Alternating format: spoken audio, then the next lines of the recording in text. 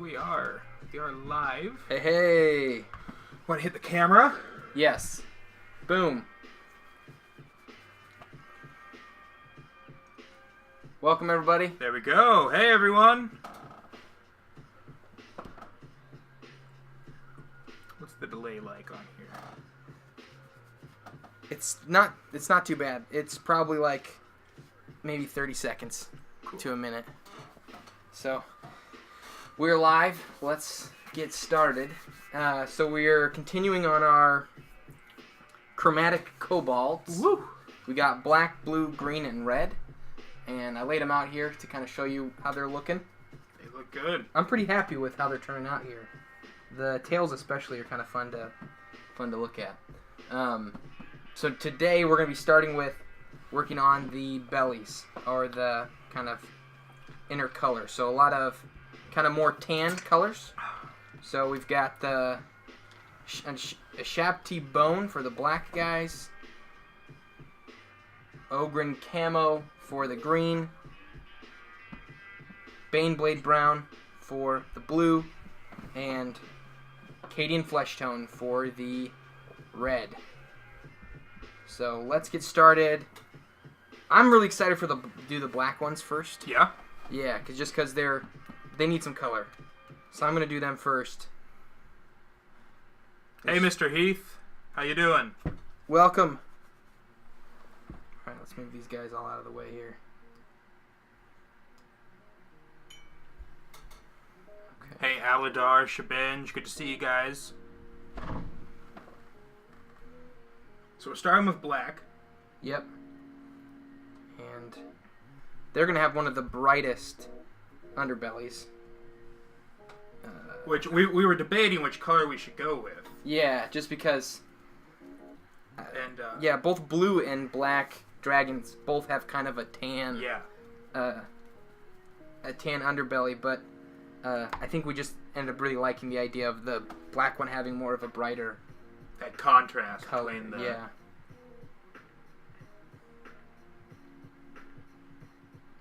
Is this in focus there? Yep, you're good. Okay. And I'm not going to use as much with these just because we're not covering as much space on the mini. Okay. Jake, how was your weekend? It was good. I started your book. Yeah? I don't want to discuss it. Yeah. Oh, Okay? you don't want to discuss it? I want to get a bit farther. How far did you get? Just can I ask? I think... Well, okay, but see, one of the big reasons I don't want to discuss it just yet is because I don't think I got far enough to actually, carry a significant conversation, okay. you know? And the book you're talking about is The Emperor's Blades. Yes. Yeah. Really excited to read it, though. It's a good one, man. So I'm going to read probably this week, and then Friday... And no pressure, dude. If you don't want to read it, don't read it. I'm going to read it. I'm just saying. I'm really excited to read it. Just read it for yourself. Don't read it for me. I'm reading it for you, Josh. Okay. Just for you. All right. No, I'm really excited to read it. I'm also probably going to start reading Murder on the Orient Express. Oh, we saw the movie. Yeah, I just saw it Saturday. yesterday, and I've never read Christie before, so I was kind of like, maybe this is something I should try. Yeah. Yeah. I'm kind of ashamed that I didn't, and I know Kelsey's ashamed of me for not having gone through the book before. Oh, the yeah? movie. Yeah. Well, I don't want to go into spoilers, but if you guys haven't seen it, go see it. Yeah. Cinematography was amazing. Yep, cinematography was fantastic. And I loved the visual storytelling. Yeah, the establishing shots in that movie were amazing. There's a lot of movies, a lot of especially the kind of campy, fun summer movies and stuff that have, big ensemble casts. Right. But a lot of times they don't direct for an ensemble cast. They just show everybody's faces. It's all a bunch of talking heads. This did a fantastic job. If you haven't seen it yet, and you plug your ears. I'm not gonna give away any spoilers, but I am going to say that they do they're so intentional, and I'm sure the book is this way as well, about certain characters show up continually in certain environments. Right. And it has significant meaning. Yeah. And that to me is I love that. My only complaint with the movie, okay, was I feel like it should have been longer, which I don't say about movies very often. It's usually the exact opposite. Yeah? Where I think, they could have shortened it down. But I think with this movie, they should have just taken it out a bit longer. And I'm a huge fan of, the early 40s and 50s noir movies. Yeah. So that's kind of what they did take their time, those movies. Holy cow, yeah. Right. And so you're not saying, you wish there was more story. You're saying that you wish they would have drug out the art. Just built up the suspense just a bit more. And then I wish that the characters, some of those characters I thought were really cool. And maybe the point was they didn't have, get much screen time. Yes. But I think that I think it was good. I just wish that there was a bit more build up. Yeah. And then, because the ending's really surprising. So I'm not going to, say what it is. Really is. I started cluing into it at about halfway through, but but elements of it hit me right at the end. Yeah. I like to think I clued into that, figured it all out. I actually knew it from the first scene. Yeah, no. I started to have ideas because it does such a great job of making you think. It really leads your thoughts a lot. Right. Yeah. It's very self-aware. Well, and I actually looked at the runtime. It's about 2 hours, I think. It's a decent movie length. Yeah. And so I thought that was kind of cool. That I was I wish it was longer. I wish I could have stayed in that world just a bit longer. Yeah. And I think they're probably going to do a sequel, which I'm excited for because I really liked. I'm going to butcher his name. Hercule Poirot. And so I'm really excited to kind of see him again. Yeah. So yeah. We in focus there? Yeah, we're good. Okay. I'm gonna go ahead and start with the detail brush just because I don't want to screw up the stuff I've already done, and this one's gonna be probably the hardest since I can't really distinguish a whole lot the areas I've already done.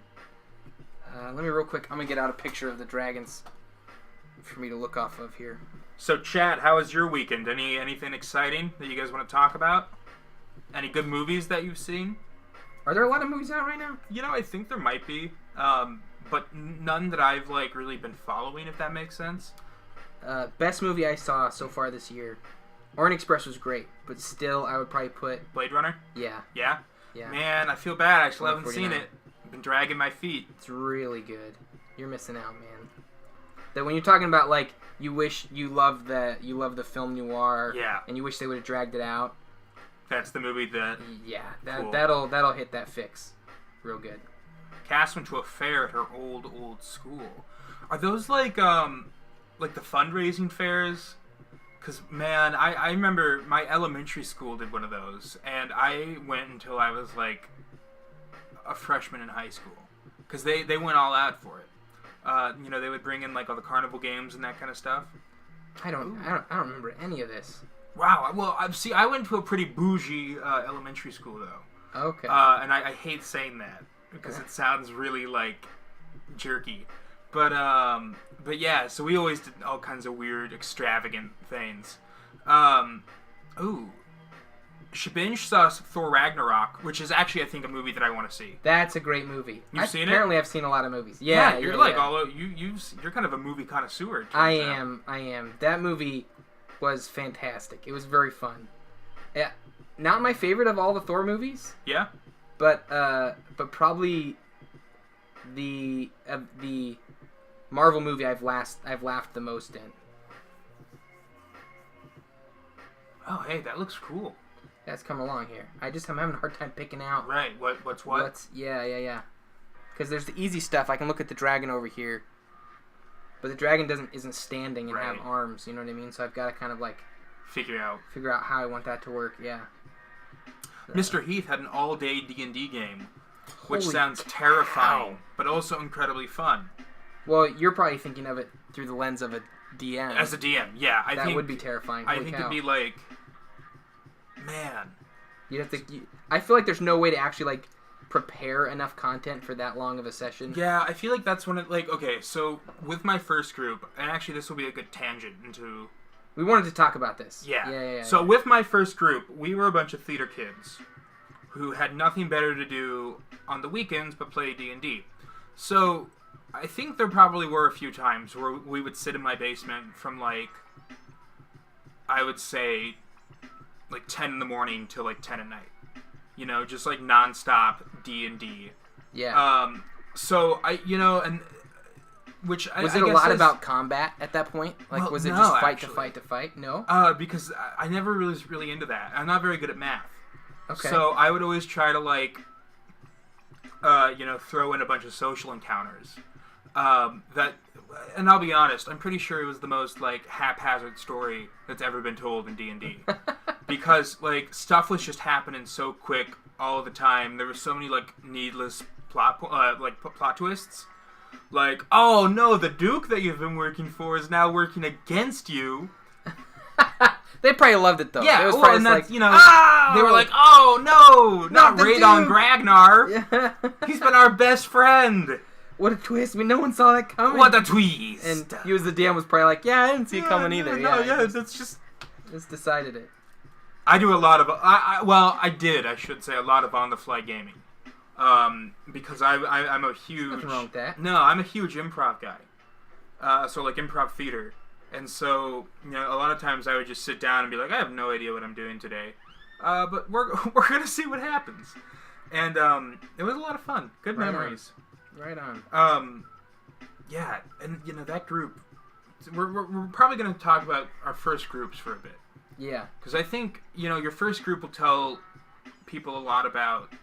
It's your introduction to D&D. Games. Yeah, right. yeah. And so, I started out as DM. And I think we've probably gone over this a bit before, but I've never really, like, been the player. Yeah. And so when I think about D&D, I always kind of have, like, I don't know if anxiety is the right word, but it's kind of that, like, how would I plan something? It's not like how would I react, it's how would I do this? Yeah. I feel like that's kind of a Tales Old as Time kind of thing. Like, yeah. There's a lot of guys who just became the DM out of necessity and then never got out of it. Yeah. And so that first group, I was always just...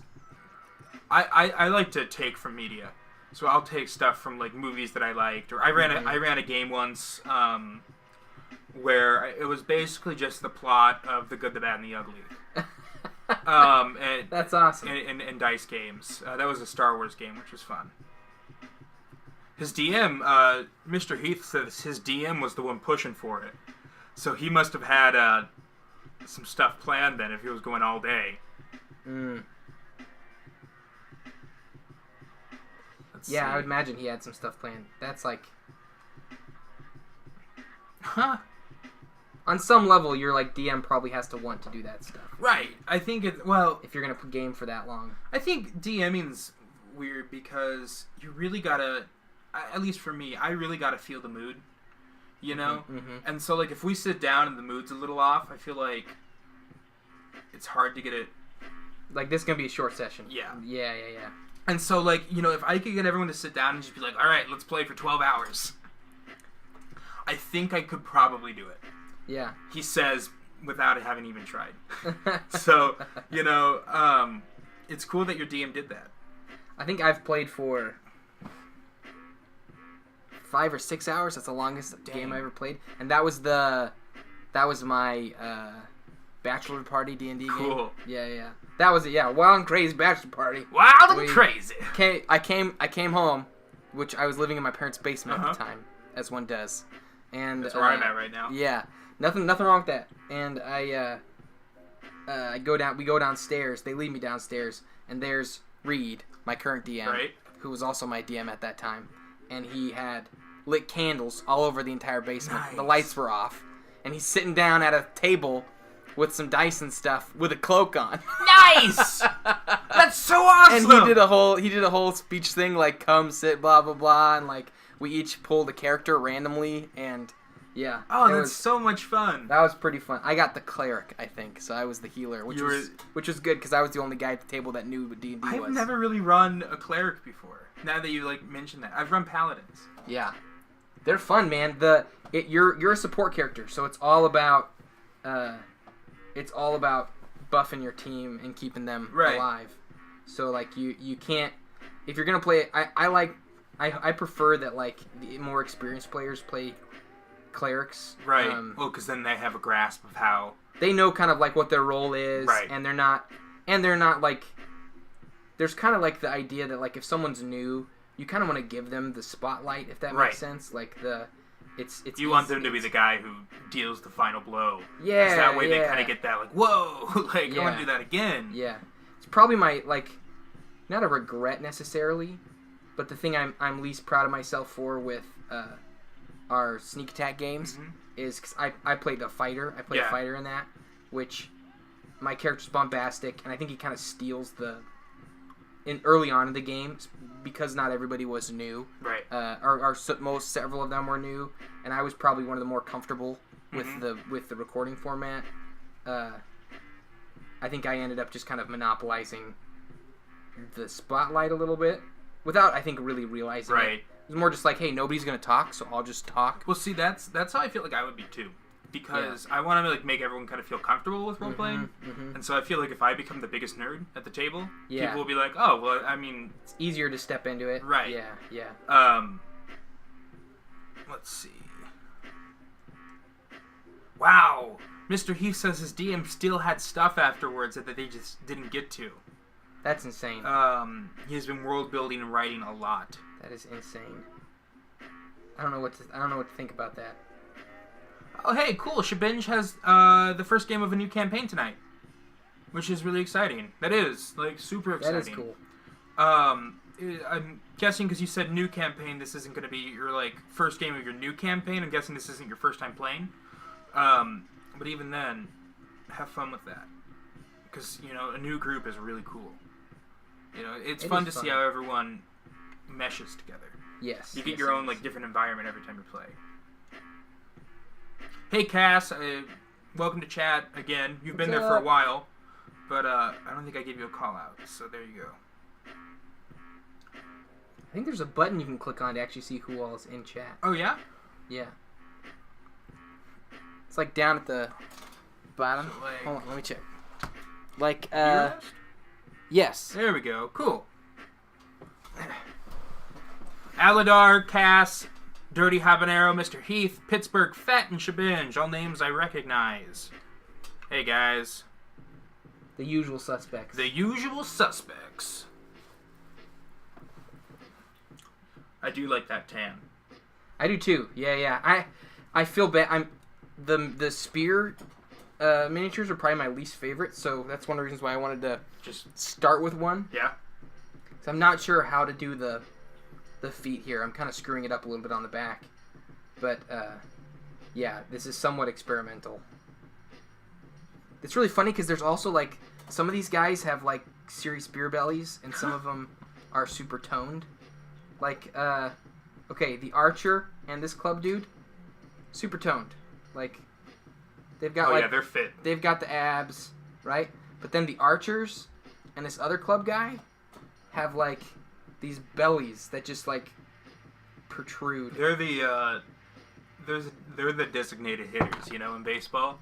Like they just come in to hit stuff. they don't have to do the running. It's the Babe Ruth. Yeah. Yes, that has to be like one of the only sports you can be like a total. You can have a schlub and still, you know, be like the most important person on the team. Like David Ortiz, right? Who's on the Red Sox. Okay. The guy is like 6 foot and like 300 pounds. And he walks out with the bat and he always hits home runs and he just like walks around the diamond because, you know, he has that luxury. Wow. Shabinge, what are you playing for this new character? Class-wise.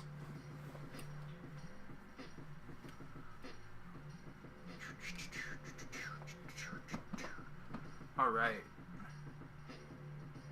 So, do you think you'll just keep it that tam with these guys, or are you going to try and add that red? The shade? Yeah. Yes, I am going to add the shade. Yeah. Cool. I'm kind of feeling out, like, how I want to shade these a little bit. Because I want to use the spectrum here. I want to have some darker points and some lighter points. Mm-hmm. I'm just trying to figure out exactly how to do that. So what I could do is I could have it like... I could have it go like where the center is the brightest, and as it goes further out, it gets darker. That's probably the way I want to do it, because I want it to feed into the scales rather than feel like it's like a totally hard contrasting color. Yeah. Make that kind of like the soft spot. Yeah. At the same time, I don't want it to be too hard, too faded. I don't know. I'm probably gonna go a little dark before it's probably gonna get a little darker before it gets brighter. It must get darkest before the dawn, right? Is that when the Rohirrim shows up? Who? The Rohirrim, right? That's Lord of the Rings, right? Am I wrong? Wrong reference? Dude, I don't know. Isn't that what Gandalf says? He goes like, Aragorn, on the third night of the fifth day, that makes sense. What is that from? What is Darkest Before the Dawn? That might actually be DC. I just feel like that's like a generic quote. I don't think that's... I feel like it has to. I feel like it's originated. Like it's... You can Google it. I'm going to Google it. Alright, here we go.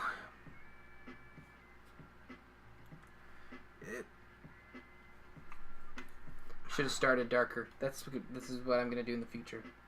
Start darker.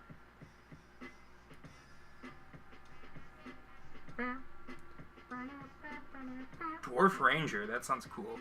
So are you gonna go like crossbow, or are you gonna be like the my wife says it's Lord of the Rings? I think Shabinja's wife? No, Mr. Heath's. Oh, Mr. Heath's wife. The Dark is Before the Dawn. Oh yeah, I think it's Lord of the Rings, because it's when really? Yeah, because it's Gandalf goes, the darkest hour is just before the dawn, and it's at the Battle of Helm's Deep, and they're like hanging out, and like right before the sun comes up, they're like, oh, we've lost, okay. Like the orcs are here, and then as the sun, the sun rises, the Rohirrim show up on the mountainside, and they all ride down. One of probably the coolest, like.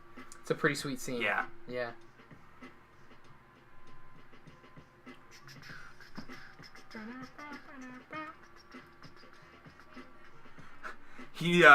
His dwarf's name is Victor Torun, and he's going to be trying to do a thick Russian accent. That's awesome. Nice. I can't. Well, I can kind of do Russian. My main accent is Irish, but I wish I had a really good Russian accent. I would say your main accent is North American. Wow, Josh. Yeah. Okay, stream ins there. Thank you guys for all tuning in. I gotta brighten this up. It's looking a little too dirty. And I want to be careful here. My paint spray aren't thin enough either, because I can already feel like I'm gooping up some of the detail here. Sure.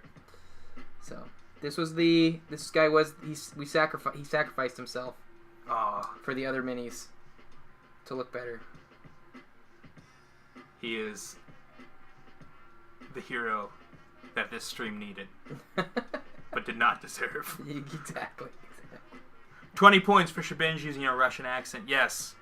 Shabinj, I think what you need to do is go full method actor with it. Become the Russian dwarf. Just be careful. There's a lot of tensions with Russia right now. Oh, yeah, maybe, well... just, keep it at the game table. Yeah, yeah. Oh, look. We got a bunch of points. Pittsburgh Fett just gave us a bunch of shapes. How many? 1,500. Whoa! Dude! Pittsburgh. Thanks, man. He gave us a, They're bits. Bits! A bunch of bits! That's awesome. 5 is, pentagon, right? I have no idea. I don't know geometry. What? I know very little math. That's really cool. And then a bunch of triangles, too. Or they're not really triangles. It's it's animating is what's going on. Yeah. Yeah. Thank you, Pittsburgh Fed. That's awesome. Super cool. Really appreciate that. Okay.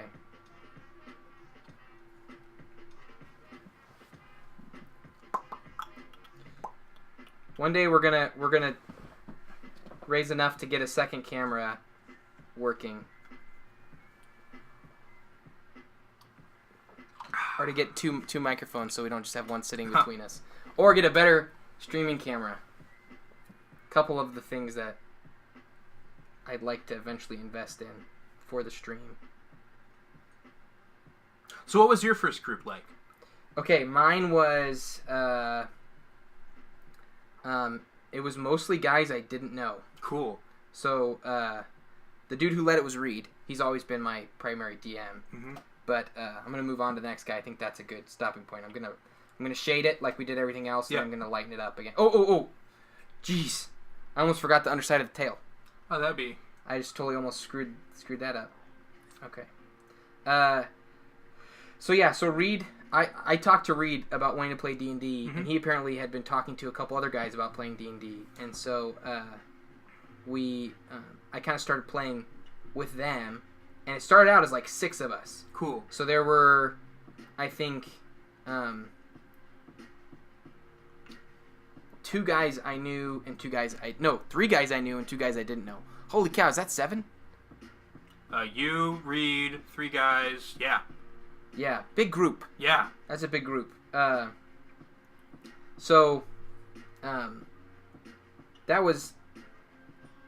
was really cool because I got to know a lot of guys that later became good friends. Right.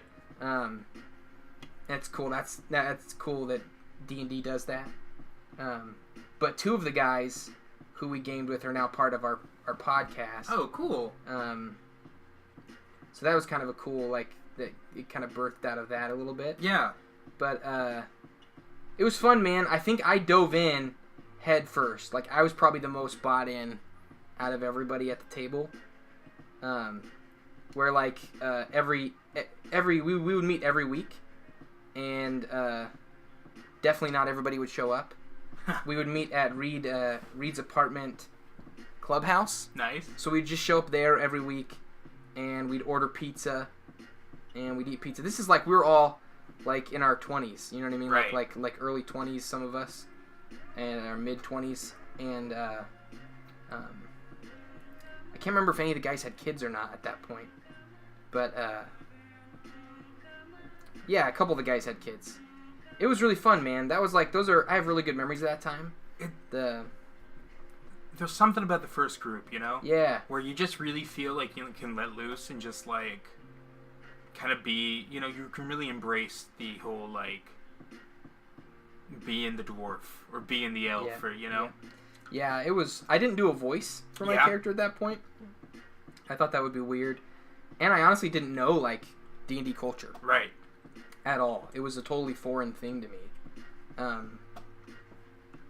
So yeah, it was kind of cool getting to dive in with those guys. And one of the best moments from then was one of the dudes is not naturally charismatic. Sure. And he ended up getting himself put in a place where he needed to be charismatic. Nice. And he had to like kind of explain our way out of a tough situation, and it was so much fun because he's sitting there, literally sweat showing up on his face, and all this other 6 of us looking at him to explain this thing, and we can't do anything. So he's just sitting there going like and like stuttering over. Probably one of the best. Like, it's one of those things like it's a stupid story. You know what I mean? This is D&D. Stupid stories, but when I get together with any of those guys and you bring it up and I reference that, we lose it. You know what I mean? Because there's that kind of shared experience. Well, that's the coolest thing about D&D for me is that, you know, in the moment you feel like you're there sometimes. And so it's like, you know, it feels so real and you feel like you're, you know, sitting around the table and really just like really getting invested in this story. Yes. And nobody else will understand because they weren't there. Hey! Be the Beast is hosting. Oh, awesome. Thanks, B. So hosting means that, that Be the Beast has a stream. Cool. And they're showing us on their stream. Hey, cool. Yeah. Did it say how many people? I think you just had 1. Okay. But that's still cool, you know? Yeah, it's awesome. Appreciate it. Shabones wants to know, do you watch watch or listen to any other D&D podcasts or video streams? Yeah. I'm trying to think here. I don't listen to many regularly. My regular listening is taken up by audiobooks. Yeah. For the most part. But I have listened to I've listened to some God's Fall. I've listened to some Taking Initiative. Critical Role. It's hard because I wouldn't say that I'm a nerd for any of those shows. Like, I couldn't tell you all the names of the characters or everything. Some of that was just in my exploration, wanting to learn about the genre, digging into those different shows. Probably the one that I would say I have been a nerd for is Acquisitions Incorporated. Cool. That's the actual Wizards of the Coast. Yes, one, right? it's the Penny Arcade. It's some of the Penny Arcade writers and an artist, along with Patrick Rothfuss, the author. It's very good. I just saw that Wizards of the Coast is putting together, and this might be and Chris Perkins is the DM, which is awesome, unbeatable. Yeah. Wizards of the Coast is putting together something with Cole Sprouse, who I don't know if you know that name, but if you watch the Disney Channel back in I would say 2005, he was on The Sweet Life of Zack and Cody and those old Disney Channel shows. Really? It's fun to see him pop up out of nowhere. I don't know who that is. Well, you're just too old, Josh. I guess I am. You're too old. I watched Disney Channel. Oh, yeah? Even Stevens? Was that Disney Channel? Yeah, that was. That's old person's Disney Channel, though. Is it really? Yeah. That can't be old person's Disney Disney Channel. You're 50 now, Josh. Oh. I'm going to be 30 soon. Is that terrifying or cool? It's weird. Yeah? Yeah, I remember 30 being older. 30 feels like a young idiot still to me. Now it does to me. Right. Like when I was younger, I thought 30 meant a put together adult. Right, you have everything figured out, Yeah. Now I'm I'm looking at 30, I'm going there's plenty of people that are 30 that are still just a punk. That's a number, that's out. Yeah. I even look at 40 now and I'm 40's not that old. They don't know how old you are. I'm 28. 28? Yep. Which But the beard adds a bit. I like I'm so jealous of your beard. I think I've told you that before. But thanks. But facial hair and me just do not mix. Doesn't work? I end up looking I get it's super patchy. I get really good sideburns. I'll give myself that credit. But everywhere else, I get really stringy neck beard. We talked about this before. Yeah. Dude, you could probably grow a mad neck beard though. Oh, and it would be terrifying, and nobody would ever talk to me again. You gotta, at some point in your life, you gotta just let it happen. I think, and I'm kind of bummed because I think November was the month that I should have just It's next year. Yeah. Next year. Maybe I'll be older. I'll be able to a little wiser. Yeah. I'll be more bearded. I'll really be able to embrace that old man look. Be the Beast wants to know what episode of Sneak Attack you guys are on. Or maybe he's not talking to you, maybe he's talking to everyone else. I'm not sure. Because I'm guessing that you're probably on the most current episode of Sneak Attack. Yeah, and I'm not going to talk about anything that's non-current, so I'm just going to assume that's for everybody else. No spoilers. Yeah. Speaking of being old, Nerd Poker is a great D&D podcast. In fact, it was the one that opened the gates for opened the gate for Sneak Attack for me. Cool. They are really funny players, but sometimes their references go over my head. Yes, that is, what's his name? Posehn. He's a comedian, big guy, often talks kind of lethargically. He's got a beard. Paul Posehn? No.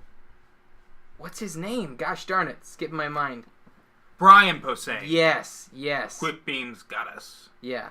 He's awesome. That's a good D&D group. And they probably don't play D&D as much as they just kind of jack around and make jokes. But you're talking about a group of comedians and writers who are hanging out playing D&D. It's kind of I guess Vin Diesel is a huge D&D player. Yeah. And I think that he probably has some stuff out there. They did a thing with him in Critical Role. Cool. Where they played a game, I think they called it D&Diesel.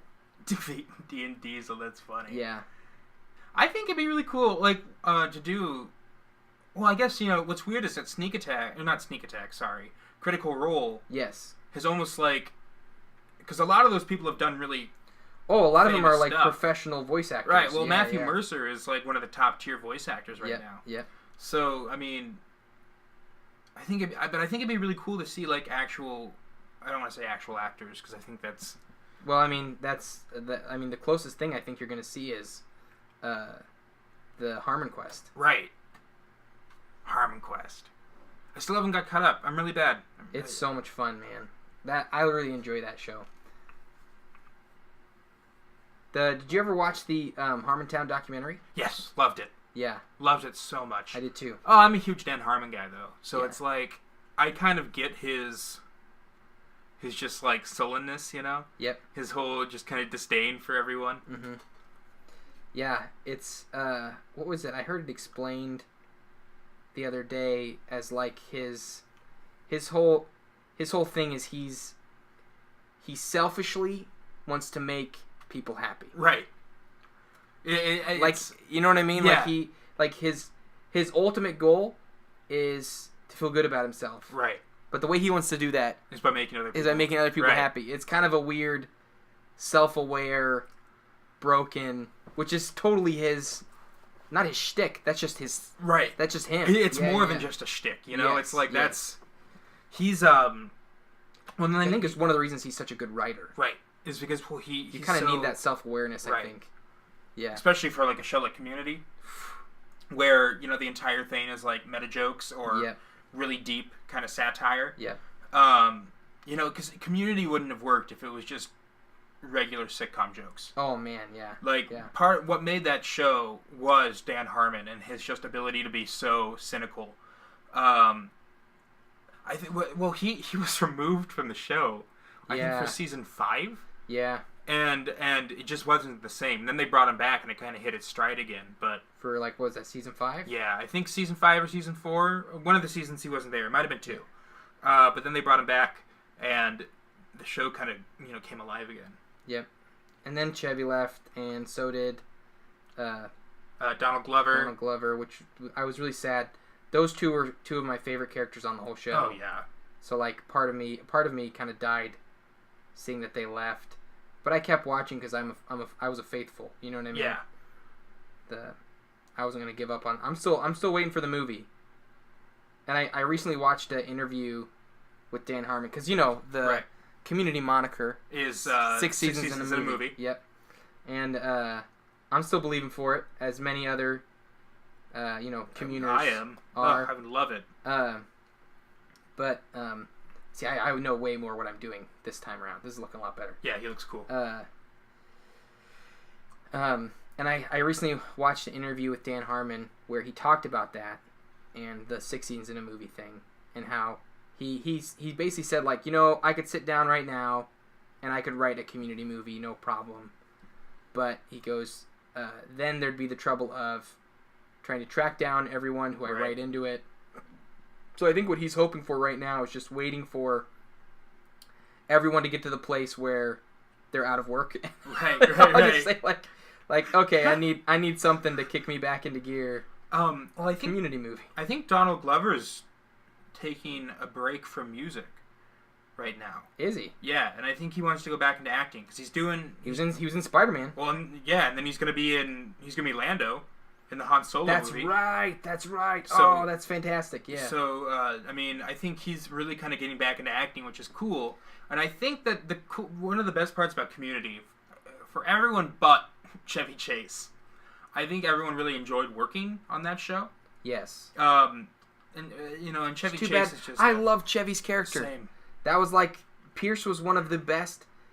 And I think what's hard is the things that I loved about Pierce were the things that I think Chevy hated to do. Right. I think Chevy wanted more flat comedy. Right. You know what I mean? Very 1970s when he was on SNL. SNL, yeah. Pratfalls and non-redeeming heroes. You know what I mean? That just stayed stuck in their whatever made them funny. What was fun about Pierce is that you got to see how messed up everything around him was with his dad, and oh gosh, one of my favorite bits in that entire show is that Pierce's dad wears ivory hair. He has like a wig made out of like an elephant tusk. Yeah, that he did, and it's so fake. It's so good. I personally, you want a fan theory real quick? Yeah. I personally think that there are a lot of elements of Rick from Rick and Morty that are what Dan Harmon wanted to do with Pierce. Oh, I think so too. With Chevy Chase's character. Yeah. Yeah. Are we good? Are we in focus? Is it blurry at all? No, you're good. Okay.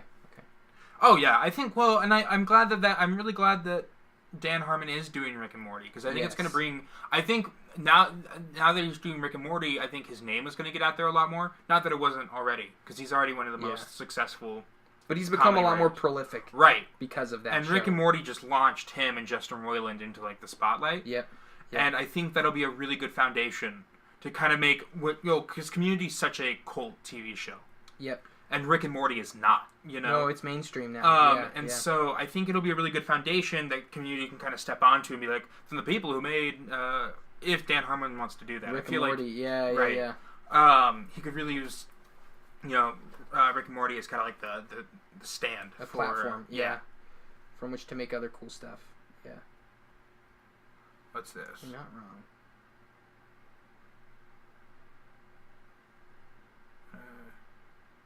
We're talking about swearing. What? Is it like they got an issue with swearing in Rick and Morty, or what's the... I don't know. Let's scroll back. Oh, like swearing in like podcasts and stuff. Oh. Yeah. You guys keep Sneak Attack clean, right? Yep. I think that's probably where that came off of, because they were talking about different streamers. Oh, gotcha. Yeah, Sneak is a clean show. Yeah. Okay, now that I've finished this, I'm gonna add a shade, and I'm doing kind of a new thing.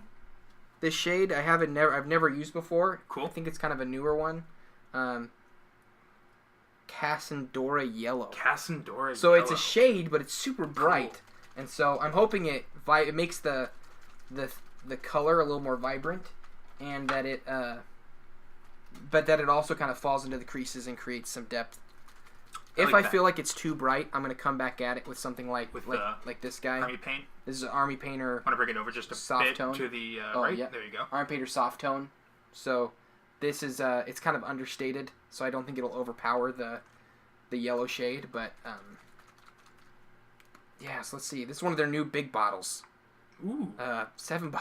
$7. It hurts a little bit, yeah. But I mean, there's a lot of paint there. There is. It's never gonna run out because I don't use shade enough for that to actually warrant it. So here we go. Oh, I like the little spout there. I've never noticed that before. Yeah, they've all got this little lip. Yeah. For you to grab the paint with your brush. All right, moment of truth. It's gonna be really yellow, but I'm hoping that it contrasts well with the black. That's right. The goal is that it helps pop it out and give him some life. I don't want him to look like a statue. I want him to look like a creature.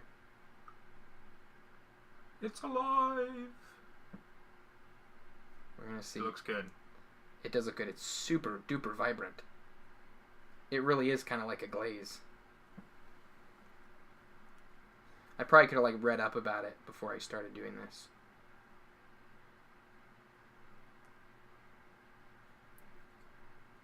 I'm trying to distribute it pretty evenly so it doesn't bunch up and create those super bright orange pockets that it's kind of making. Let's see here. Okay. Yeah, I like the yellow. I think it looks really cool. That's not bad. Yeah. You're seeing it next to the actual stream stage, so you can kind of actually look at the black dragon and see how it looks. Yeah, I think it's good. I think it's a bit bright, but at the same time, I think it's okay because it pops really well with the black. Mm-hmm. Yeah, I do like that. Hey, Cass, study. You should be studying. It's time to study. What's going on? Everybody make Cass study. She needs the pressure. Peer pressure. Is she ignoring her school? Study, Cass. Cass, go study. Come on, chat. Witch hunt. What started that? Cass was like, everybody, tell me to study. Because I need to study. Yeah, just keep the stream on in the background. Let us be like your background noise. Yeah. Or put on the song Warriors by Too Many Zoos. Ooh. Is that a good study song? Will that put her in the... Maybe. Maybe? A lot of horns. Oh. Have you ever listened to Wardruna? Uh-uh. Okay, well, I'm going to show you Wardruna. Okay. Sometime soon. It's Nordic... it's like a Nordic reenactment band, which doesn't sound very cool. But they take I don't know. Does anyone know? Let him finish. What was that? I was just saying let it because it doesn't sound very cool. It doesn't sound very cool, but it really is. Because they take it's very tribal, but then at the same time there's a really awesome beauty to it. Everyone in chat, look up Wardruna. One of their albums, Tear, is probably one of my favorites. Just like easy listening music to have on in the background, and it feels like you're like marching into battle every time you put it on. It's really awesome. That's cool. Especially for those of us who are dwarf lovers. Shadow Tax. Well, I'm not very cool, but I appreciate that. I mean, I'll be cool if that's what you guys want from me. Nah. I'll be. Oh. Well, Josh just shot me down. Not gonna be cool, guys. Not.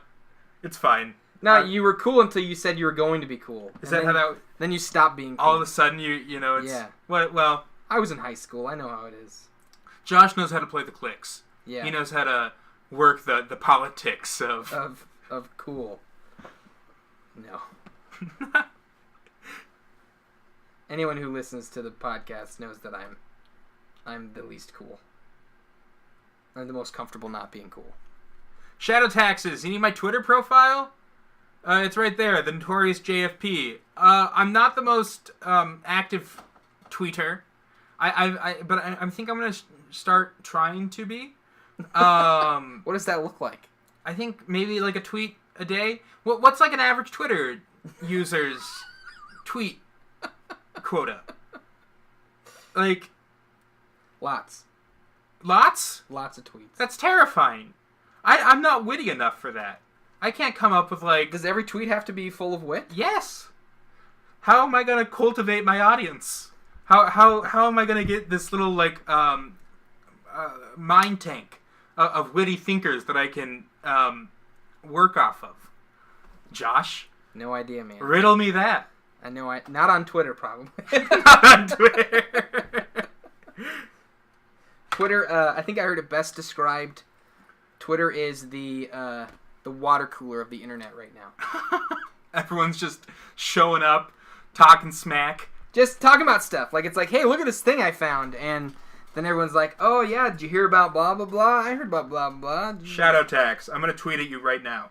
I don't know what your Twitter is. It's probably Shadow Taxes. That's what I'm going to tweet at. Be prepared. At Shadow Tax. Oh, my... Are you Jacob? If you're Jacob, you're about to get a tweet. You are the coolest. Stay cool. Stay cool. I don't know. That's cool. Homie. Yeah, homie. I'm one of the kids. Check it out. You're one of the youths. One of the youths. Moving on to blue. Mr. Heath wants me to follow President Trump's model. What? Meh. Ooh, one of the coolest Twitter things I ever saw. Okay. Was it was this Twitter account that tweeted every day as if it was that very day during World War II.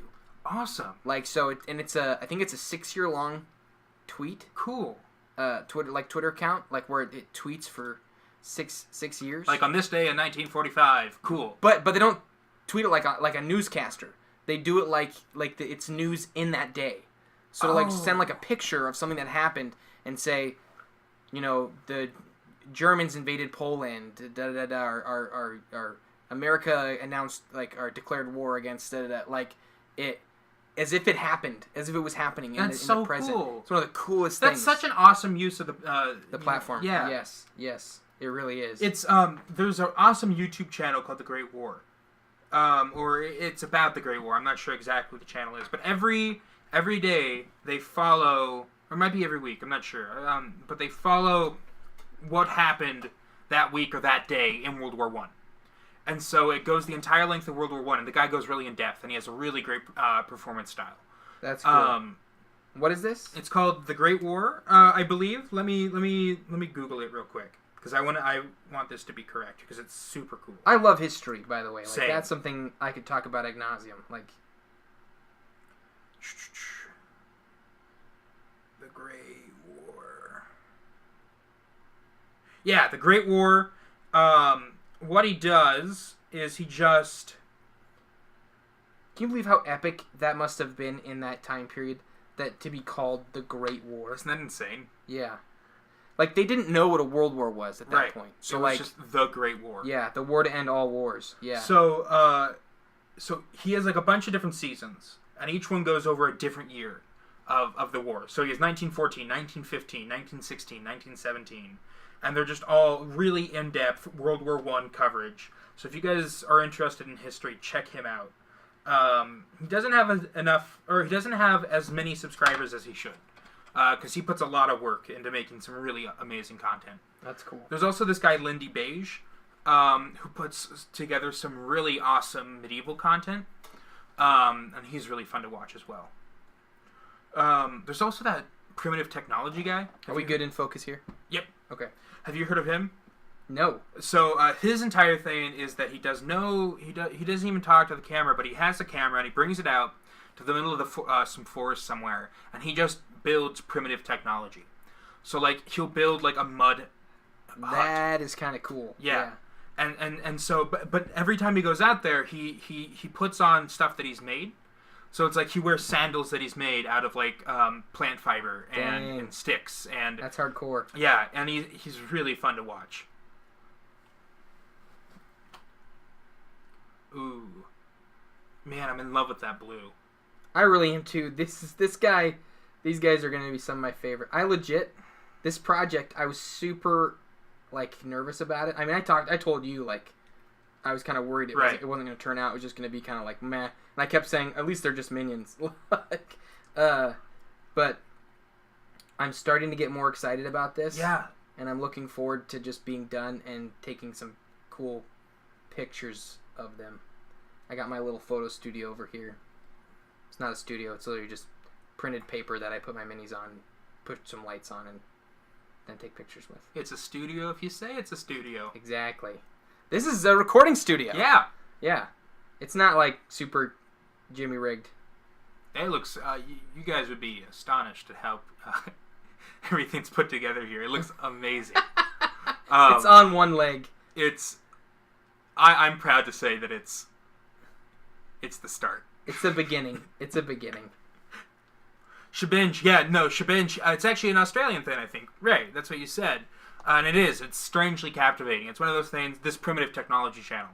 It's one of those things that I can put on and just, like, fall asleep watching. Really? It's really cool. Now, I have a different connotation when I hear you say I fall asleep watching it. Okay. Like it's boring. No. It's a really just kind of like, if I ever just want to focus on something and get my mind off like racing about like, you know when you're laying in bed at night and you just kind of have to like get your mind to focus on something to help you fall asleep. Yeah. That's what I'll put on. It's really good. Cool. I can dig it.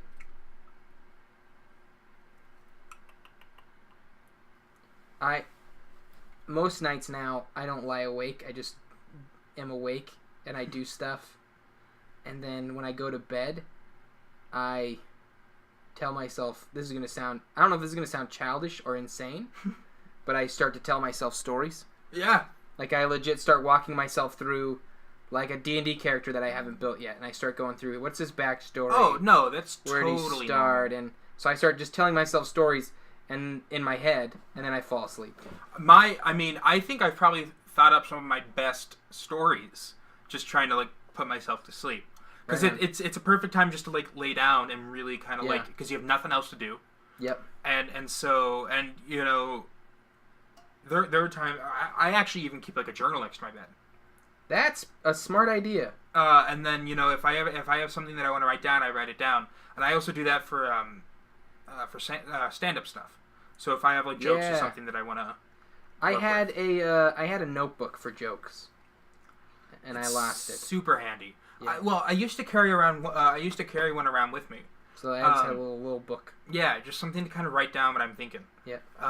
It's really great for just keeping like everything. You know, because you forget so many things throughout the day. Yeah. I had some great observational humor the other day, and I totally forgot it. Well, I just remember it was gold, and then it was gone. I probably come up with like 100 jokes every day. None of them are usually good, but they're still there, and you know, it's like if I had just written them down, I think I probably could have made something kind of cool. And out of the mine of blah, you eventually get like a good joke. I think I hear the mailman. I don't have any mail. What do you mean you don't Kelsey's here. Kelsey? I'm the female man. No, that doesn't make sense. The female man? Look, everyone, it's the female man! You're stuck with that now. You should explain to the audience why we're calling her the mailman. You explain it, Kelsey. You explain it, Jake. But no, that's why you're here. The female man is here. Who's seen Mr. Rogers? Hopefully everyone. So, Mr. Rogers, I'm Mr. Rogers every episode. Here, you sit. That's why you're here. What are you? Me? Yeah. I'm the puppets. You're the trolley. I'm the trolley. Yeah. No. Hi, Kelsey. Hi, everyone. I just thought it was funny. Kelsey showed up the last 2 times that we streamed, just randomly, and I made a joke that she's like the mailman on our Mr. Rogers. Kelsey, look at the camera. I'm looking at all the people saying hi to me. Look, they're all saying hi to me. Say hi back. Hi. Which camera am I looking at? That one. Right here, Kelsey. That's... Don't. Look at the camera, not me. Careful, Jake. She's going to tell your dad on you. No! Yeah. Cass, I'm doing great. Thanks for asking. Mrs. Speedy Delivery. That's my real name. Mrs. Speedy. Nice. No, the mailman's Mr. Speedy Delivery. It's female man. Nope, it's Speedy Delivery. Is that his name on Mr. Rogers? Yeah, Mr. Speedy Delivery. Oh, that's awesome. Mr. Speedy. That's a name. That's For some reason in my mind, I can't think of him not looking like the guy from Cheers. Mm-hmm. The postal man. Yeah, he looks nothing like that. What's his name? And Cheers. You know what I'm talking about, right? Yeah, I've been binging Cliff. Cheers. Cliffy. Yes. So I just see Cliff showing up at Mr. Rogers. Mr. McFeely. That's what it was. Yeah. Mr. McFeely. So you're Mrs. McFeely. Does that seem... That'd be like a good rapper name. Hi, Heath's wife. I'm partial to wives. Because I am one. That makes sense. Do you want your chair back? No. Am I ruining this? Well, yes, but it's whatever. Kelsey, tell us about your first D&D experience. Yeah. Oh. That was something we were talking about earlier. You mean Reed? Well, because your first D&D experience was with Aaron and Eric, right? Yeah. When Reed did that thing? Yeah. You can talk about that moment, or you can talk about just the experience in general. Well, I didn't really want to play D&D. I dated a guy in high school who played D&D, and he was weird. I mean, we're all a little weird, but I was in denial. Not me. We've already gone over the fact that I'm the coolest. So. Yeah, okay. Well, I thought I was really cool. He said he's the coolest. I know. Yeah, he's delicious. We'll get him help. See, this is why I don't like having Kelsey up here, because she really tears down my ego. Okay? I've been cultivating it for a very long time. No, continue. I am sorry. So Josh was like, what would I have to do to get you to play D&D? And so eventually we started playing with my sister and brother-in-law, and Reed DM'd for us. Just a one-off game. And then we sat down to play, and Reed killed me right away. Nice! Yeah. So, right out the gate, just murdered we get off the boat, and a barrel comes barreling toward us on the dock and knocks me out. A barrel full of oil. Yeah. That then What exploded. if it was a barrel full of bears? And then that came barreling towards you. It killed me, and I stared at Josh what I was terrified. What has happened? And he stared at Reed what have you done? And Reed looked at me and said, this is my world. You have no power here. And then revived me. Yeah, a gnome healer just ran over, brought her back to life. That's what you should do to take care of the people in our group, honestly. That'd be hilarious. Kill them and say, this is my world. Rocks fell down. No, because they already think of me as a dictator. That's true. So... Never mind. Are you a dictator? Well, I don't want to say that. Because I don't think I am. Ellen came here just for me. Aww. Thanks What, Ellen? Why just for Kelsey? She said I was busy, but I was told Kelsey was here, so clearly I had to drop that and come over here. No. Okay, you can leave now, Kelsey. Be gone. That's. Whoa! No, you have to stay. We're getting bits now. How many was that? 100. Whoa! I've gotten so many bits. Who was it? Happy says I. Oh, thanks, Thank Happy. you. That looks like Betsy. Thanks, man. Oh my gosh, no, it's not Betsy. It's not. Okay. Curious Betsy. Those were Kelsey bits. Kelsey bits. Okay. Are you taking off? Thanks, Kels. Maybe that should be one of the things. If people donate a certain amount of bits, Kelsey's face shows up. Nah, we won't put Kelsey. We're not gonna put Kelsey behind a paywall. Yeah, that feels a little. Well, no, I'm saying like her face. Nobody shows up puts on Kelsey screen. in a corner. Nobody puts Kelsey in the corner. No, like you know how like right there that guy's face shows up. Yeah. Like it could be your face instead. I like that idea. Yeah. So it's like not you. You know, we can just get rid of you. And we can use the image of your face. Perfect. Can I use that in real life too? Yeah, sure. Great. Love you, Kels. Love you too. You're okay. You're fine too. Meh. That was fun. I'm glad she decided to come up. Yeah. She brought in people too. We're just not cool enough. No, we're not. Wow. She's the coolest. Ugh. Jake, she's the coolest. She is the coolest. Yeah. I mean, not as cool as me. Well. Cooler. No, everyone's saying Kelsey's cool. So, alright. Okay, guys, I get it. You gotta submit to the masses. Oh, all hail. Yep, the K. The KL. The The KL. Yeah. All hail, Queen KL. I was like, I can't say K again. I was stuttering, but I realized what it ended up sounding like. Oh, Ellen's well, thank you. I think I can throw some shade. But, like, it's undercover shade. Was that a compliment? I think so. I'll take it. I'll take compliments where I can get them, Josh. Even if they're not meant to be compliments, but you read them as compliments. Well, I think that's the only time you can take a compliment. Okay. Is when you can turn it around. Sure. Well... Is she clarifying that it was not a compliment? It's a compliment! Oh, good. Ellen, you're my favorite. Good. And so is Shad. Everyone, actually. They're all cool. I can't pick a favorite. We got good people on the stream. Ellen, what were you doing that was so important that you couldn't come hang out with us until my wife showed up? Yeah, we see how it is. We're not upset. I mean, Josh is crying. You can't see him. Yeah, that's why they don't have a camera on me anymore, because how much I cry while we stream. He gets too emotional. Yeah.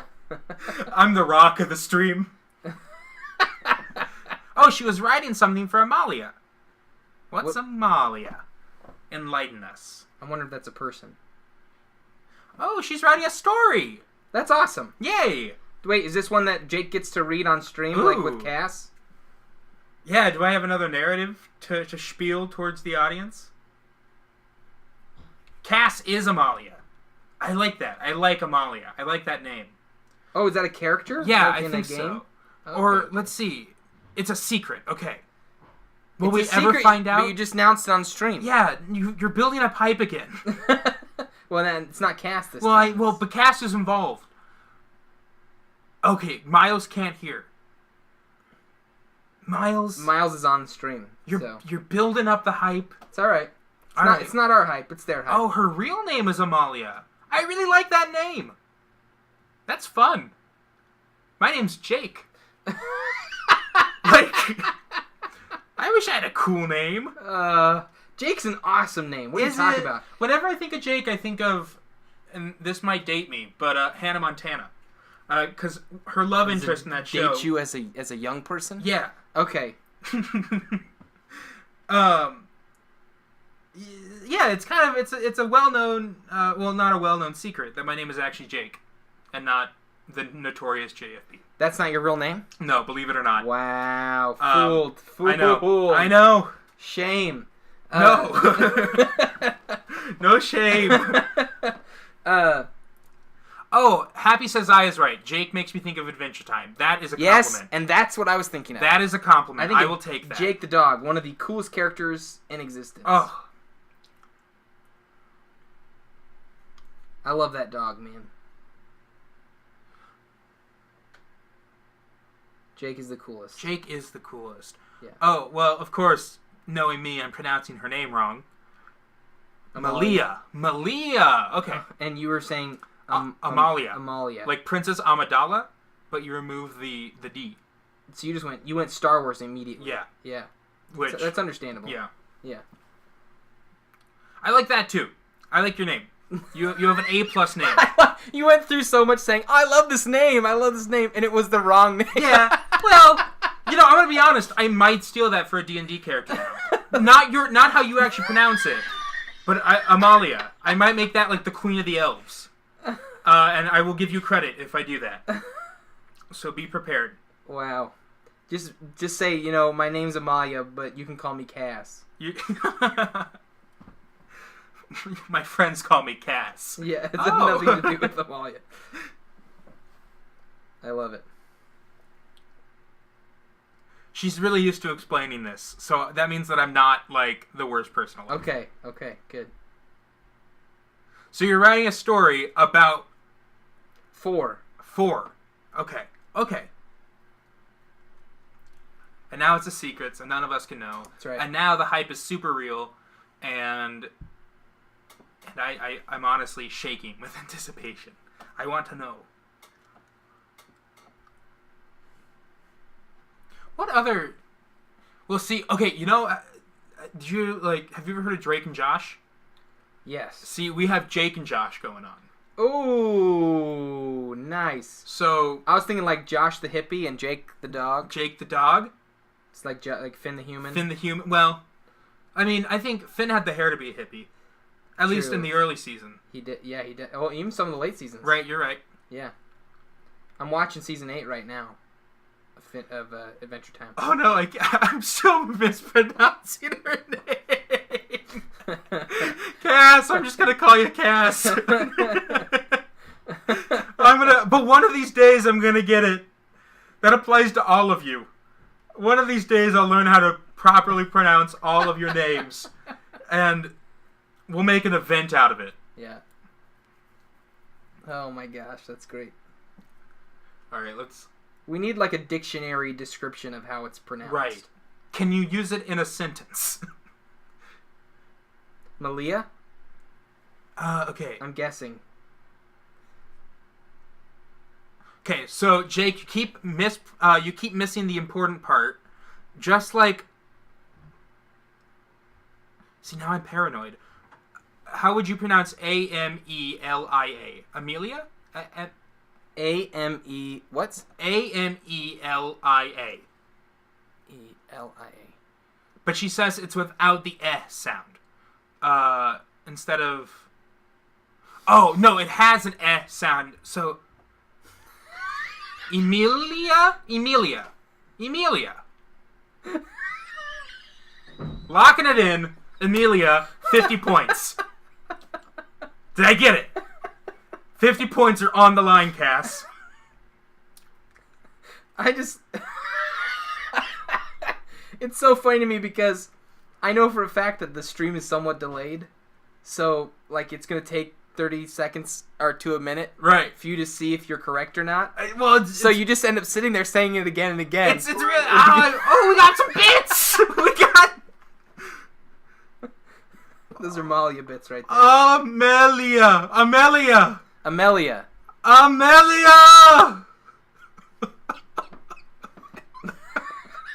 It's too much. I can't get it. Quick beam. Happy says I. He gave me some bits because I tried. Oh, I did it. I did it. Oh, gosh. What was it? What was the correct version? Oh, don't make me try it again. Amelia. I win. That was great. Oh. That was great. This is when the Rocky music starts playing. Yeah. Flying high now. Okay. Stream over. I can't take it. What time is it anyway? We're at 8:09. Oh, that's not bad. Yeah, we've been going. All right. I win. What do I win? 50 points? 50 imaginary Jake points? Yeah. I'll take it. I think that's good. I wonder what the conversion rate is into American dollars. It's very little. Very, very little. Yeah. Oh man. Well, you can at least go home tonight feeling like you accomplished something. I feel really good right now. Good. And the worst part is you earned it. I'm terrified that I'm gonna forget how to pronounce it. You gotta write it down. Pull the phone out right now. That I didn't really. That was actually I did get a little smudge on there. Pencil is not very good to write on your hand with.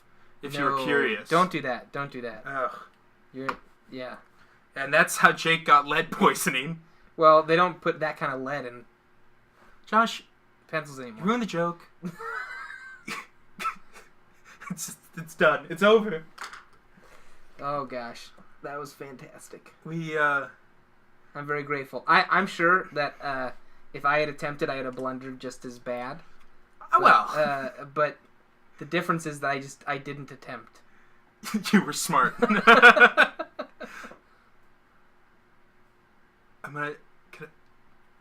See, now that the actual pronunciation guide is gone, I'm afraid to try and pronounce it again. Yeah. We can move on. We're moving on. Yeah. Thanks, Cass. Cass. If it wasn't for you, we couldn't have had that fantastic moment. Well. I need some water. Oh, gosh. That was funny. Ellen says this is why she was skipping and it's too hard to leave. You can't leave again, Ellen. Oh, that's nice, Ellen. That was very nice of you. That was so nice. Hang out. Just mute us. so you can see our face, my face, and Josh's hands. Together we make almost a person.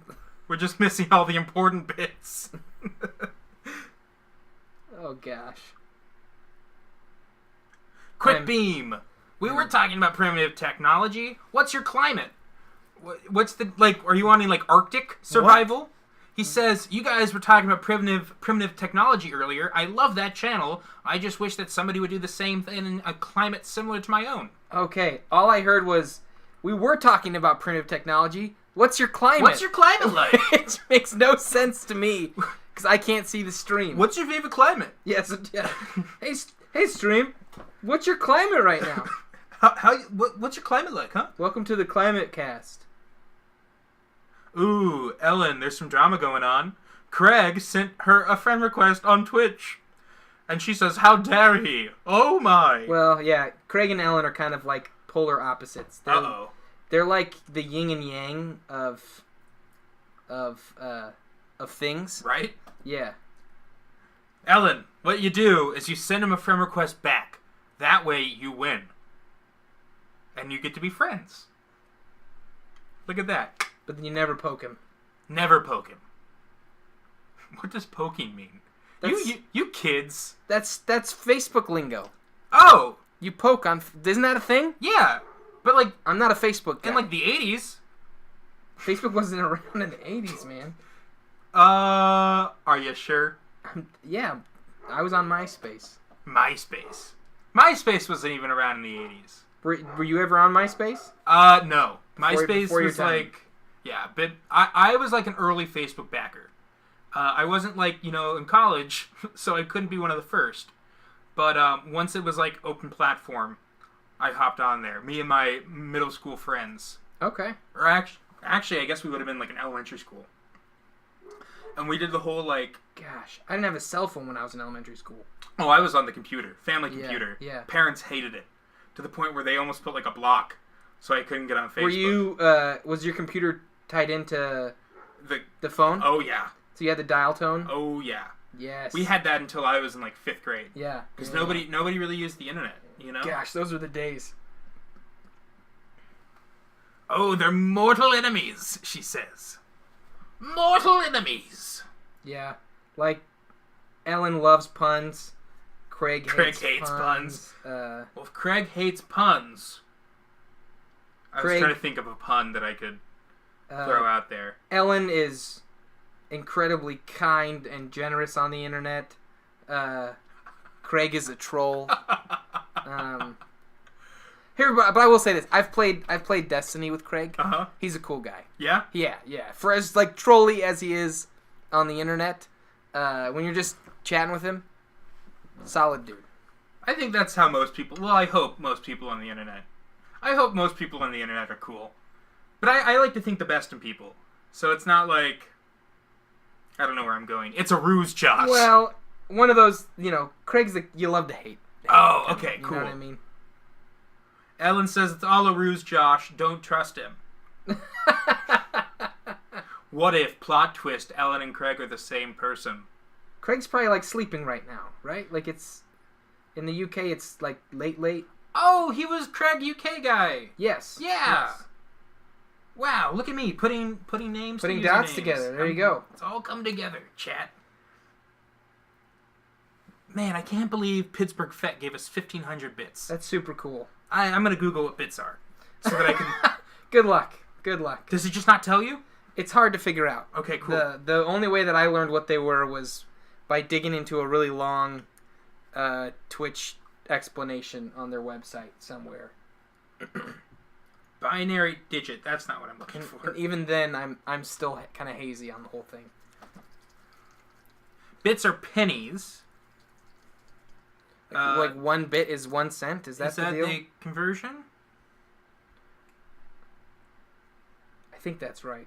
Called bits. You can buy bits starting at $1.40 for 100.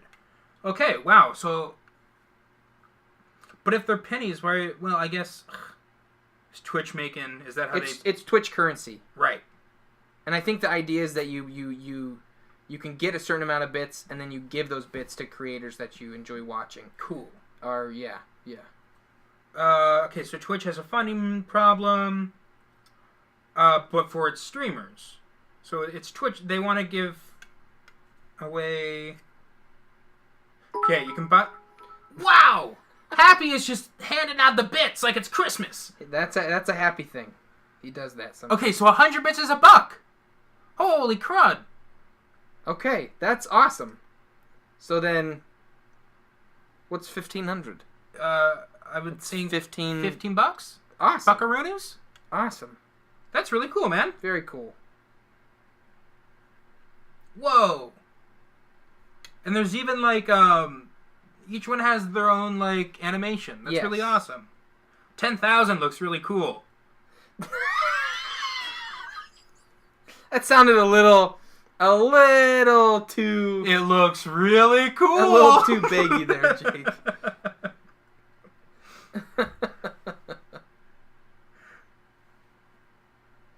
We take what we can get. And we're just glad you guys are here. Yeah, no, seriously. You don't, well, a little chilly. The climate? Yeah. Don't encourage him. What's this? What's going on? Oh, God. You don't have to give us bits. We don't want your bits. Well, we're not going to, be mad if you give us bits. We're going to be happy. But you don't even have to, we're cool, guys. Now they're talking about how Miles? I don't know. We're leaving the bits. Bits talk is over. Yeah. I know what they're talking about. You do? Yeah. Okay, cool. It was a moment that happened on Reed's stream, if I remember correctly. It says that somebody gave 1,000 bits. No, it was a lot of bits. A lot of bits? Yeah. That's awesome. There was one time on Reed's stream, I think it might have been the first time he got a chicken dinner on Battlegrounds. Okay. And, and Happy just dumped him with a huge amount of bits. It was, I think Reed actually ended the stream because he was just too, beside himself. Too many bits! Yeah. Is Happy Miles, I think, right? Yes, he is. Miles, you're insane. We love you. Yeah. He's a good guy. Yeah, seriously. Probably one of my favorite Miles stories was when we were going to Hoover, Alabama. We were going there for a con. Yep. Right. The Sci-Fi Fantasy Fest. And I think it was Alyssa Gestalou on is her kind of her moniker. She wanted to go, but I think there was some kind of there were some sort of complications where she just didn't she wasn't going to be able to go, even though she wanted to really badly. And he bought her a plane ticket. No way! So that she could go out and hang out with us. So we got to meet her, got to hang out, got to talk. Miles! Yeah. You are the OG, dude. It's a cool move. The MVP. Yeah. That was like one of those when you're looking at the thing that you're a part of, and you're thinking, wow, like this is an actual community with like people that seriously care about each other and are, you know, to me that was a cool quality move. That is so cool. Miles, you're my hero, dude. That's such a cool thing to do for a friend and fellow fan. Oh, and he got one of their friends who couldn't afford a shirt. Oh, that's awesome. Right on. I happen to know a thing. I don't think I can talk about it with the shirts. I don't know if it's public yet. There's a thing. I'm gonna see. I'm just gonna check Twitter real quick. See if I'm behind the times on this. Oh, I have a new follower. I think Aladar followed me. How cool is that? Yes. Okay. It is live. There is a video that you should all go watch on. Oh my gosh. Ooh. Oh my gosh. I can't wait to watch this. There's videos on here. Oh my gosh. I'm very excited. Should we watch it as a group on the stream? Oh, on the stream? Is that possible? Yeah, that is possible. We could go through and watch stuff? Yeah. Okay. Paint a bit more. Maybe that's something we'll do. Here's what's hard is I don't want to mix things. Right. That's a sneak attack thing. Yeah. So, everyone go watch it, though. Yeah. Not yet. Wait till the stream's over. Yeah, stay here. All of a sudden, it'll be there forever. The numbers just drop all the way to 0. And then there were 2. No. There's a cool t-shirt thing going on right now. So, when you get a chance, go to Twitter, check it out. I'll promote Sneak Attack from here, but I don't want to use Sneak Attack for content here, if that makes sense. Right. So, personal conviction. Gotta keep the brand straights. Yes. You know, you gotta. Yes. All right. Blue's done. And I did realize that I forgot something on one of the black guys. So real quick, I gotta touch one of them up. The archer's tail didn't get shaded. But I think these are coming out pretty good. Yeah. I'm pretty happy. Yeah. With how these are looking. I think I like this guy's chest a lot. I like that. That's a really good kind of contrast with the. I like the light on the inside darkening on to the outside. I think that looks cool. Okay. How am I doing keeping like the minis set in the center on the screen? Yeah, you're good. You're a little high, but at the same time, I think it's okay because you're still completely in shot. Okay. A little, like up here. Yeah, we should bring it down just a bit. There you go. Okay. Uh-oh. What's uh-oh? It's on this. You have a Microsoft auto update. I'm gonna just minimize it so you can deal with that. Yeah, that's fine. You say uh-oh, and I'm like, uh-oh. Everything's broken. Yeah. Everything seems to be going pretty alright with the stream here. Yeah, actually, the camera hasn't even... No, we haven't had any problems with the camera, so that's nice. Yeah. Okay. So now... Miles has a Colonel impression? Oh. Like Sanders? No, that's a character on Sneak Attack. Okay, awesome. Yeah. Part of the thing is it's a free t-shirt contest. So cool. You can like the tweet to get one entry, and if you record a video of yourself doing a character impersonation, you get 5 entries. That's so awesome. Yeah. So it's pretty sweet. When Reed was texting us about the idea, I'm real on board. I think it's a super fun thing, and I can't wait to watch all of the entries. The video, like the videos is what I'm most excited about, just to see people imitating characters. See, we've had so many unique and wacky characters on the show, so I'm excited for that. I will probably do one my own, even though it's not entering into the thing. You just do Greg. I'll just do Greg. I would like a free t-shirt. Reed. Give it to me now. I deserve it. Which is kind of sad. I haven't been able to talk like Greg in a long time, because right now he has the What's the spell that makes you dumb and you can't think or talk? Feeble mind. Feeble mind. So I haven't been able to really like use my Graic voice. Oh. For like, I think almost a month now. No. Yeah, it's tough, man. Like I legit am getting tired of it. Cass wants impressions of everyone else in the party. Yeah, I can do that. Okay. I can do that. Yeah. Except it's not going to actually sound like anyone. It's going to be my mocking impression. It's going to be Graic does the party. Graic does, yes, yeah. Well, in the past I did a Sherwood voice, which he was a character, a gnome, and he started making fun of the way that I do my Graic voice. So I was just, I'm Sherwood. And I like leaves. So, that's fun. I'm honestly, more than participating, I'm just really excited to see what people have done. In my head, I'm like, let's give a free t-shirt away like every week if we can just keep doing stuff like that. Get a bunch of impressions. Yeah. Super worth it. I love it. So, Sneak Attack legit has... Moving on to green. One of the best fan bases ever. Yes, moving on to green. I'm excited about this one. Okay, and I put so much black and white over here that I'm actually I keep pulling from it for the other ones. And not using that guy. There we go. So, in some ways, I feel bad that I started with the black figures because they end up, I think, being the least fleshed out well because I wasn't 100% sure what I was doing. But, c'est la vie. C'est la vie.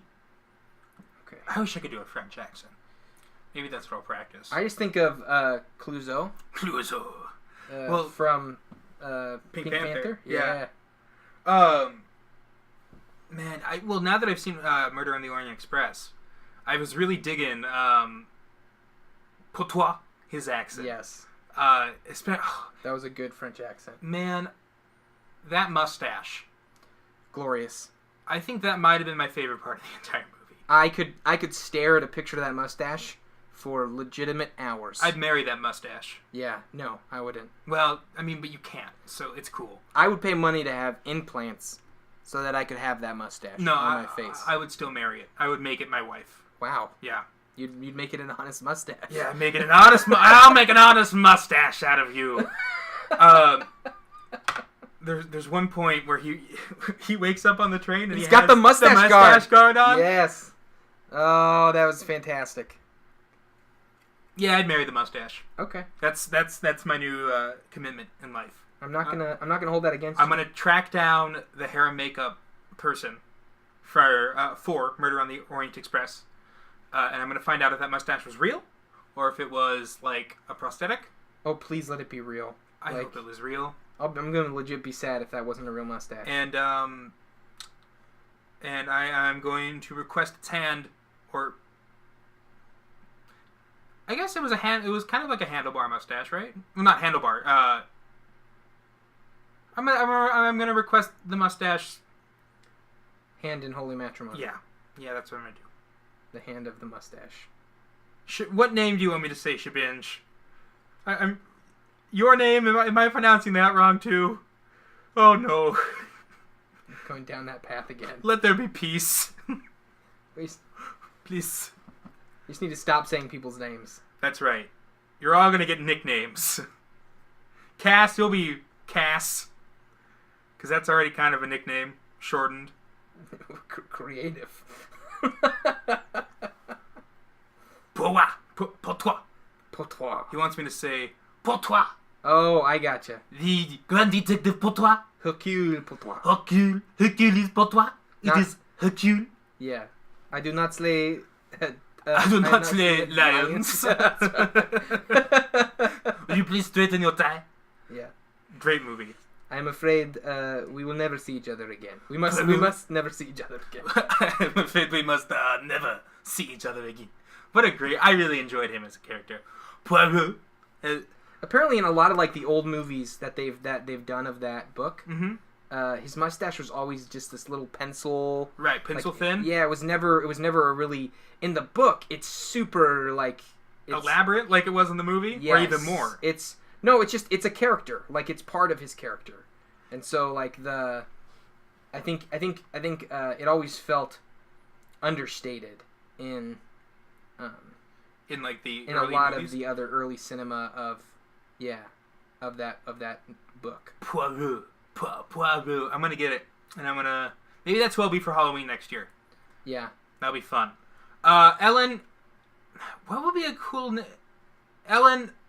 Okay, Emu, but I feel like that's so basic. I feel like Ellen needs like something cool. But that being said, I mean, I think emus are cool. They're okay. No, you can never have too much stash. It's true. Shadow Taxes, you are right once again. First, you got it right that I was the coolest. Now, you got it right that you can't have too much stash.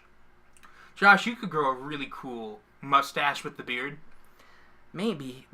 Here's what I loved about his mustache was it was partly beard. Right. Like it wasn't just actually upper lip hair. It was like a double. It fed into, he had like 4 curls. Right. Yeah, it like fed into part of his beard that was trimmed to be stash, which I don't think I'd ever considered. Oh no. Shabinj is telling me that's not how you pronounce emu. I mean, he's Australian, right? Like, he's got to know. I don't know. Emu? I've always pronounced it emu. How can you... Emu? I got it. An emu? Emu? Now I'm doing French or very bad French. Yeah. With all of my pronunciations. It was a man with a minky.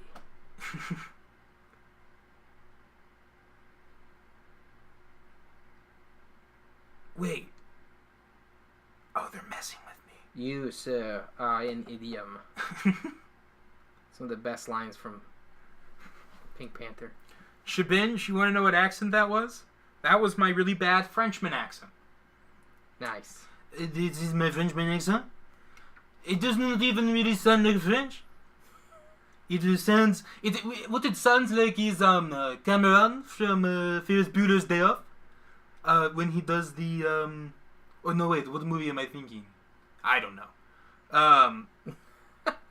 I'm an idiot is what we've learned tonight.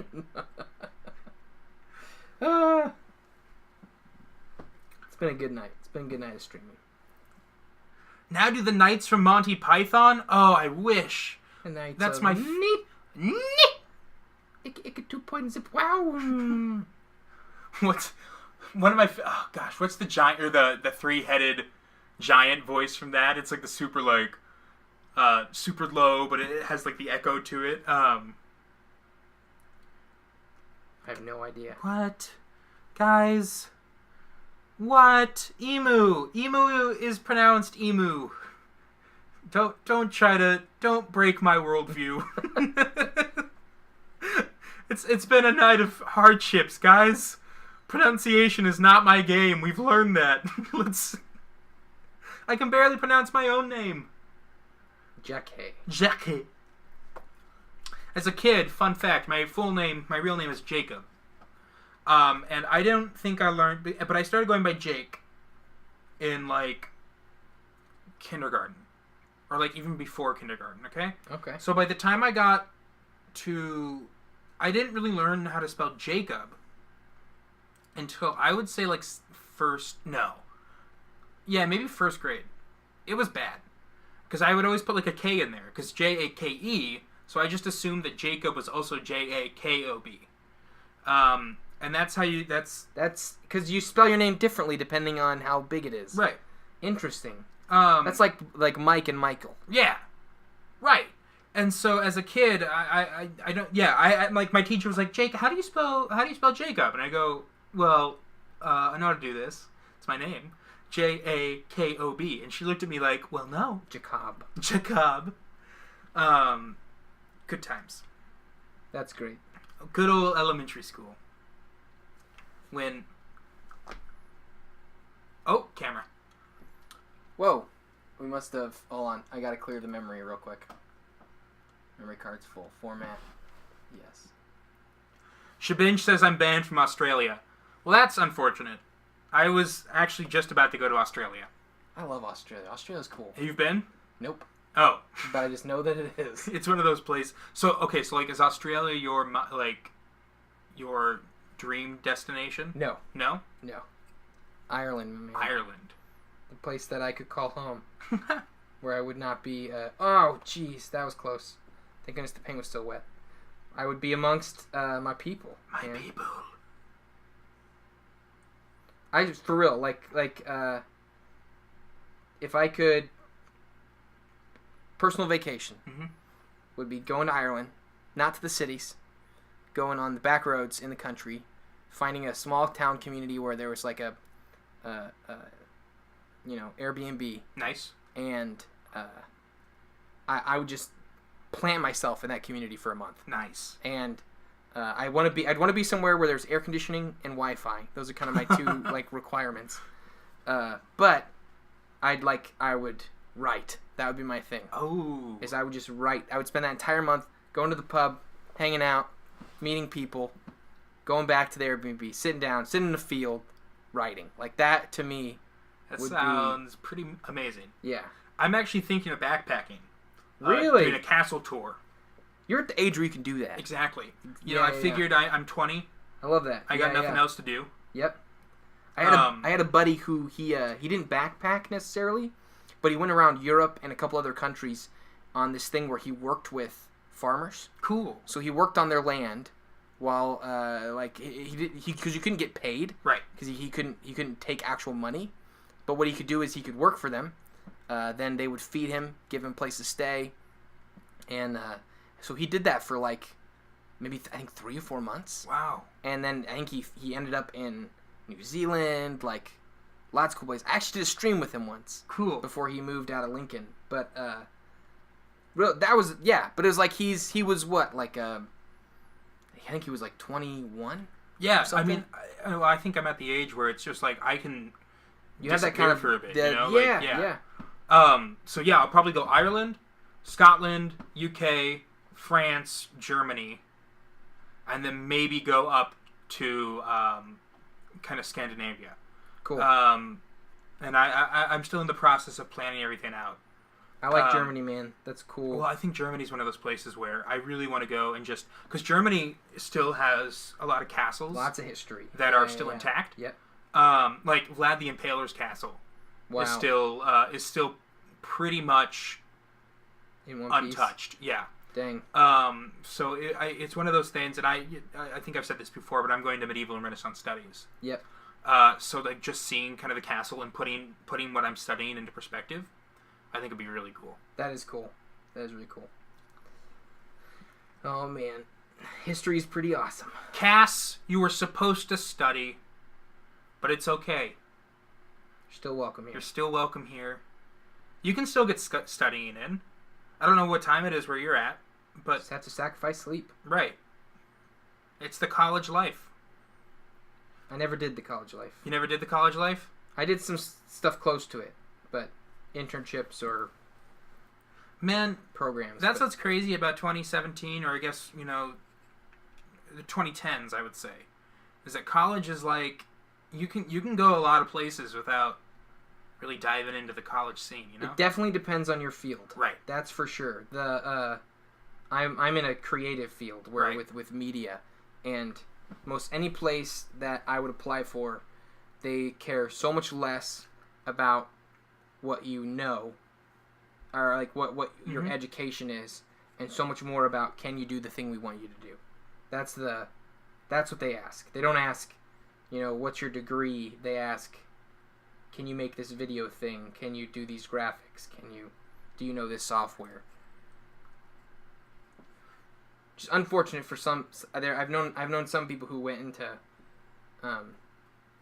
media fields in school and came out and we're just and I think there are some I think UNL's kind of beefed up their game here in Lincoln, but it used to be that all the equipment and things you learned on at the university were dated. Yeah. And so by the time you got out, you were already 3 steps behind. That's why I have a couple buddies at the Johnny Carson here at UNL. Yeah. And they just recently beefed up all of their tech. Good. And they're doing a whole new thing on virtual reality, I believe. Dude. So it's like, that's the future. That's cool. You know, it's crazy. Yep. I love that, man. I for real, I've never been a competitive individual. Mm-hmm. It's in my field. I love teaching people media. I love meeting other people that are doing media stuff. I think I've taught and trained probably somewhere between 8 and 10 young adults over the past 5 years. Well, I think that's such an amazing thing about teaching, and why I think I'll probably end up in the some kind of education field. Mm-hmm. Is that, it's so cool that you can leave and just kind of like impart knowledge. Yeah. And then you stick with that person. It's like you're kind of like your knowledge always will live on. Because then that person will teach somebody else. Well, yeah. And then it's that. What I've told every one of my apprentices or interns or students, I always tell them that once they've learned how to do something from me, I now hold claim to all of their successes in life. So whenever they do something well, that is also my victory. And but then if they screw up, that's all of them. Right. Because I didn't teach them how to screw up. Yeah, get out. Yeah. Exactly. That's how my high school director was. She was very, like, I think I can credit almost, Jake is trying to achieve a form of immortality. Yes. That's always been my dream. How are you trying to do that? Blood sacrifice. Okay. Yeah. We don't have to go into it on stream. No, that makes sense. Yeah. But, a lot of blood sacrifice. Tiamat is my champion. Or I guess I'm Tiamat's champion. Oh, one of. Yeah. Okay. So, gotta make sacrifices for that eternal life. Yeah. We all, some people, go the long route. Right. To immortality. I've decided just to, Science or... No. Mine is make a deal with the devil, or not the devil, but the Queen of Dragons. The Queen of Dragons. Yes. It's a living. C'est la vie. C'est la vie. Oh no, not back to the French accent. Oh right, Shabinge. I do. I steal the life force of my students. That'll be the goal. I suck the life from them and then continue on living in their bodies. That'd be a fun D&D monster. Wow, yeah. Or I guess that'd be like a cool vampire, who yeah. I think I might actually steal that. Do it. It's awesome. I forgot that someone commented that you were immortal, and I got really concerned for you, Jake. I was like, did he say blood sacrifice? I did say blood sacrifice, but not like evil blood sacrifice. It's a very PC. Yeah. Yeah. Yeah. It's like bloody noses and the like.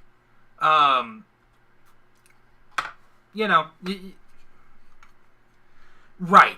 Alan is right. It's not like you've never done a blood sacrifice before, Cass. Wholesome blood sacrifice. That's right. Family friendly, PG. It's like if Disney did blood sacrifice. Maybe like PG-13. PG-13, meh. Yeah. Depending on when it came out. If it was in the 80s, PG. Nowadays, probably. Now it's PG. Yeah, we're doing an 80s PG blood sacrifice. There we go. Wholesome blood sacrifice. Okay, for real though. Do you remember do you know the Ninja Turtle movies? Oh, yeah. Live action ones? Yeah, the really creepy ones. They were awesome. What are you talking about, creepy ones? Yeah, they're a bit creepy. Oh, Jake, our ages are showing. Those were fantastic. I mean, yeah, they were good. They came out right, like back in the 80s or 90s, and they were rated PG. But multiple times in those, Raphael said, he said "damn" multiple times. And literally someone is crushed in a trash compactor. So it's like what would happen if Star Wars failed, when Luke and Leia and Han are trying to get out of the trash compactor. Yeah, except not like a fantasy trash compactor, like a real no. like a in a dumpster trash compactor. That's dark. Yeah, right? But that was PG. It's kind of like I was always terrified of the Never-Ending Story. Ooh. As a kid. Yes. I was like, the rock monster in that, and the dragon even. Yes. Falcor. Ugh. Still, I have nightmares. Love those movies. It's very sad. They were kind of sad. When Atreyu dies. It was like, it was really deep for a kids movie, which was kind of cool. You want to talk about movies that are like really dark? Yeah. That were for kids? Brave Little Toaster. Brave Little Toaster? Dude, I don't think I've ever met anyone else who's seen Brave Little Toaster. Oh, man. When the AC dies. Oh, he's got that kind of, raspy, like... Yeah. He has... Oh, my God. Who's the guy he's imitating? It's an actor. Is it Walken? No, it's not Walken. It's, No, not Walken. It's the guy from, A Few Good Men. He's the... You want me on that wall. You need me on that wall. You know what I'm talking about? Yeah. You want the truth? You can't handle the truth! Yeah, but it's like imitating him, whoever his name is. I can't remember. I know who you're talking about. If someone said it, I would... Chat, help us out. Jack Nicholson! Yes. That's right. Yeah, the air conditioner Jack Nicholson. who's fatalistic. And then also... Was it like the nightlight and the blankie? And that movie was so dark, dude. I loved it. Like, and it tricks you because you go in thinking it's gonna be like just another animated movie. Yeah, it's but a toaster. Yeah, it's regular objects brought to life. Totally fun and happy times. Whew. Instead, you're like, we're all gonna die. It's game over. Yeah. Oh man, how about talking about trash compactors? How about the song where all the cars are getting trash compacted in that movie? I know what you're talking about. You know what I'm talking about? Yeah. Are you looking it up? Uh-huh. Please. That was a dark song. And when you realize they're all dying in this, like all of these sentient cars are being slowly taken to their death in a kid's cartoon. Okay, well, Brave Little Toaster car song. Hey! Happy 1700! Whoa! Dude, thanks, man. Thank you so much! Thanks, Happy. The song is called Worthless. That's right. Worthless. I'm gonna play it. Is that possible? Yeah. Okay. I was in the Indy 500. This is the mic, so you might need to keep it near the mic or away from the mic. Near, not like super close, but near enough. You'll see if it's being picked up on OBS. Things are getting dark, chat. Hold on to your hats. I don't know how we got here, but I'm really glad that we're here right now. This is making me very happy. Well, what are you gonna read by then? Oh, I'll buy some candles. I won't read. I'll go out. Thanks, Mom, but I'm not gonna take your stuff. Come on. These are the real people, right? Yeah. Cheap things this afternoon, and whatever. That's right, ladies and gentlemen. Appliances, cheap appliances, available now at Ernie's disposal. Where's a good bargain place around here? You should have gone for the new stuff. Ah!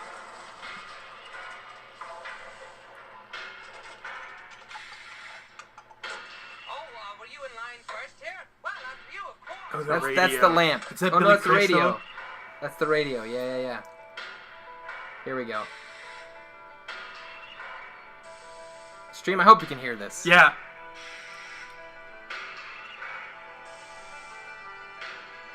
It's getting dark. I can't take this kind of pressure.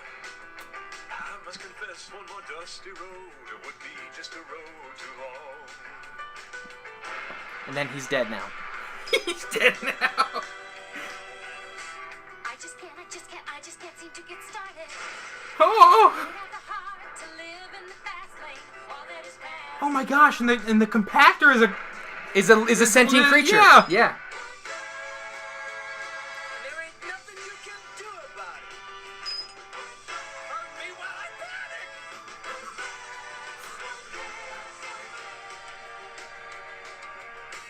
Press F to pay respects is right. Too expensive. Cheap. We're talking real cheap. Oh my gosh. Hey, what about Do we want to do more? No, it's okay. That's okay. Go on YouTube and look it up. It's so dark. That's super dark. Yeah. I forgot about that. Yeah. Welcome to 90s cartoons, man. The 90s was a different time. It really was. We didn't have Bob the Builder. Bob the Builder. Talking about Can We Fix It? We had Fern Gully. We had Fern. Oh. And the creepy like pollution monster from that. Hexus. Yep. Which is a cool name. Yep. Yeah. Man. Slime beneath me. Slime up above. Captain Planet. Captain Planet was good. Terrifying. Captain Planet was terrifying? Yeah. What? Who said that? You said that? Me. I think Captain Planet was scary. Why was Captain Planet scary? I don't know. He always just kind of creeped me out, you know? He always showed up like the very end, right? So like he made these kids do like all the work when their powers combined. Right, but then it was like Heart was part of that. You know, if he just like stepped in at the very beginning, he could have like solved everything. Oh man. But he was like, I'll let the kids do the work. What also scared me was E.T. Like E.T. Really? the extraterrestrial freaked me out. Why is this? Just I think it was because it was like too real for my little brain to handle. You know? Like the alien? Yeah. Just the puppetry and all that stuff? Okay. Like... Is that Jim Henson? It might have been. It was Steven Spielberg, so I wouldn't be surprised. Okay. But he just looked a little too real. But it was also that kind of uncanny valley where it was like... Right. This could be real, but at the same time, my brain is telling me it's fake, but it was creepy. Like... And I always put myself into Elliot's shoes. And I know that if I was Elliot, I would not have become friends with the alien. I would have been like, Mom, there's an alien. And that would have been a whole different movie. And then you wouldn't need counseling for the rest of your life. Yeah. Poor Elliot. Poor, sweet Elliot. Poor, sweet, foolish Elliot. Ironically, Jurassic Park didn't freak me out. Interesting. So it was like I could handle, the T-Rex and the Velociraptors, but you give me a little like stunted alien. Yeah. Okay. So you want to talk about like scarring childhood movie moments? Yes. I was a kid. I think I was maybe, I don't know. How old are you when you're in 5th grade? 5th grade. I think you're 10. Yeah, maybe because you're going into middle school. 10 or 11. Yeah. 11, I think. Okay, I was like 10 or 11, and my parents always said, "You're never allowed to go channel surfing on the TV." Nice. That was a rule, right? And of course, I'm at home Saturday, nobody's around. I'm channel It's time to surf. Yeah. And it wasn't like I was surfing out of a need to be rebellious. Right. I was bored. Yeah. And the cartoon I didn't want to watch was on whatever channel was the cartoon, Right. and so I start surfing, right? And I stumble upon the one and only Saving Private Ryan. No. And not just any scene, the knife scene. No. Yeah. So no context. I legit turned to Saving Private Ryan, and right then there's one guy. I've never watched the movie. I've never actually watched the movie. What do you mean? Yeah. And so this is the only scene I've ever seen from Saving Private Ryan, where there's a German guy and an American guy fighting inside a room, and then in a staircase on the outside, just the outside of the room, is another American guy with a gun. Right. And he's too afraid to go in and help his buddy who's wrestling with the German. And the German pulls out a knife, and he starts slowly pressing it into the American guy's chest, and he's pushing back the whole time. And the German guy starts going like, shh, shh, and then it cuts to the guy who's on the outside while he's like crying, and he's freaking out. Yeah. Oh my gosh. And I'm just sitting there like wide-eyed, terrified out of my mind. And I watched the whole knife go into his chest slowly. And then you were like, okay, next channel. And then I just went next channel, and I tried to forget what I had just seen. And then, of course, the next channel was Pulp Fiction. So. Oh no, I'm a functioning human being, so I think I dodged some bullets. Oh my gosh. But and that's that's the darkest scene in that entire whole movie. Yep. So and ever since then, I've had a debilitating fear of knives. Yeah. Where it's like it's a testament that I can cut steaks with steak knives, but like I hate even handling like large knives or any kind of Holy sharp crud. knife. Yeah. Oh my gosh. Yeah. I'm trying to think. That's actually traumatic. Like that blows E.T. out of the water. Like,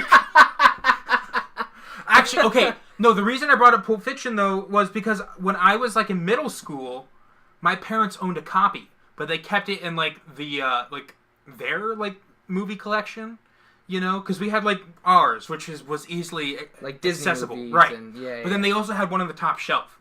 And one day I was home from school. You know, I stayed home sick, and I was like, well, I want to be cool, so I'm gonna watch some movies. So I got Pulp Fiction. I put it in. Yikes. And Pulp Fiction, like I was old enough to like still be kind of afraid of it, you know, but at the same time I was like captivated. And it got to the scene, Pulp Fiction. Well, my mom got home, walked in, saw me watching Pulp Fiction. It was only during the Big Kahuna Burger, you know. So it's like before anything gets too dark. She goes over, turns it off, looks at me, says, "What did you see?" I go, I don't know. It was just on. Wow. And of course, you know, she opened up the DVD player, saw Pulp Fiction in it, and I ended up in my room for the rest of my sick day. So, okay, so you didn't see, like, I didn't see, like, anything too the really crazy. bad scenes. Yeah. Okay, I managed to, like, save my precious little mind. Gosh. Gosh! How much of that is screwed with you as a kid? No, that would have been like, yeah, I think I need to see someone now. Like, oh my gosh. I had trouble watching that as an adult. Well, that movie is so dark. Yeah. That's like, you know, Quentin Tarantino should not be somebody's first foray into R-rated movies. Yeah. Well, and Pulp Fiction should not be someone's first foray into Quentin Tarantino. Yeah. I actually think he's a good director, but well, it's dark. Yeah, it's dark. Cass always hated the vacuum guy from the Teletubbies. Same. Cass. There was a vacuum guy in the Teletubbies? He was like this weird vacuum robot. What? I never watched Teletubbies. That was my sister's show. All right, let's see. Cass is listing off shows from her youth. My childhood was Bear in the Big Blue House. I love that show. But actually, it's funny that you bring that up because in that show there was a segment where Bear would talk to Shadow. And if you guys have seen the show, you know what you're talking about. Shadow always terrified me. House of Mouse. What you're talking about. I loved House of Mouse. Oh my gosh. That was Mickey Mouse stuff. Right? I wish Mickey Mouse like cartoons were still on. Yeah. Like I was a Donald Duck guy myself. Yeah, I would watch classic Disney cartoons. Yeah. You should send that in as your sneak attack. Oh, even though there's no character there. Yeah. Here's the deal. I make every little kid who's like toddler age loves me because I'll just walk up to him and go and they get a kick out of that, so I can just do that over and over again and I'm their best friend. Brandy and Mr. Whiskers, House of Mouse, and SpongeBob. I watched SpongeBob. I didn't watch any of those others. Gosh. Ed, and Eddie. Johnny Bravo. Oh, my parents hated Ed, Ed, and Eddie. Like, Ed, Ed, and Eddie was like the one show where my parents like, yeah, if you watch this in the house, you're out.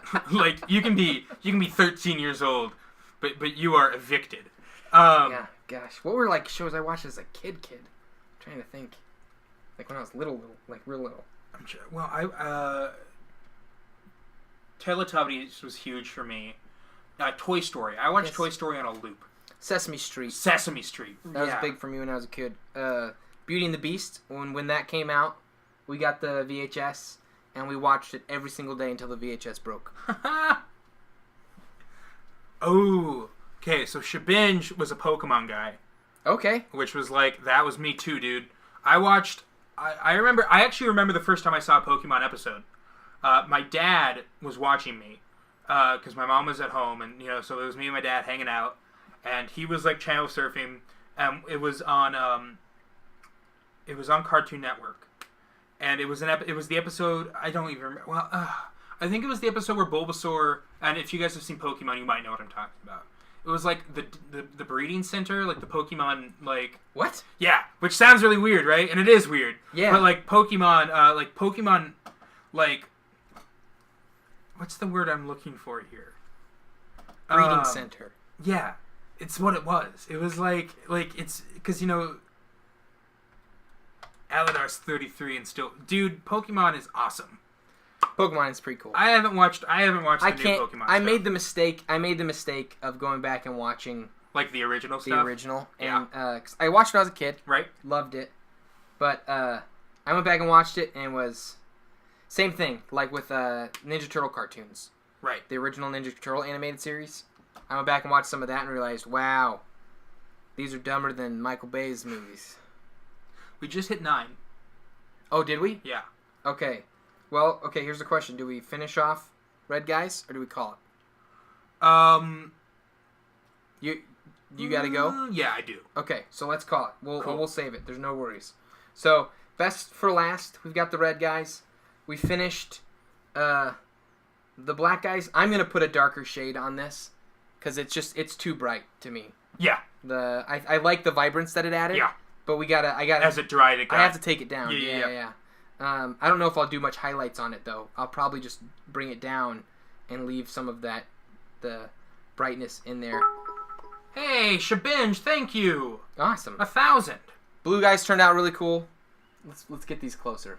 Yeah, no, they're all coming out really cool. Blue, I think Blue's probably my favorite. That's a fun one. I like the way this one's coming out. The green ones, I think, actually turned out really cool. I feel like it feels really natural. Yeah. And unfortunately, this is probably the color that these miniatures are probably more meant to be painted in. He does look awesome. Because they're lizard men to start. Lizard man. But, yeah, and then next, Friday? I like them. We'll get to these guys. They're going to be awesome. And we'll finish them, and then we'll start doing, some of the other items on each of these. Get those accessories done. Yes. So, cool. Guys, thanks for hanging out. Yeah. Also, Aladar, thank you for telling me that the new Pokemon game comes out on Friday. I completely forgotten about that, and I'm probably going to pick that up. Yeah, guys, thank you for hanging out. Another great stream. Yeah. If there's anything you want Jake and I to talk about on any of the future streams, hit us up, tweet us. Tweet it at us. Yeah. We'll get back to you. Maybe we'll add it to our docket. Add a hashtag JTH Minis. Yeah. And I don't know if that's an existing hashtag or not, but we'll take it. Yeah. But yeah, let us know. And also, something I wanted to say was, if you want, hit me up with any pictures or photos of miniatures you're painting. Yeah. And we can show them off here on the stream. Yeah. Kind of before we finish next time. So, all right. Yeah. Awesome. All right, guys. Have a good one. We'll see you on Friday. You're a pro now.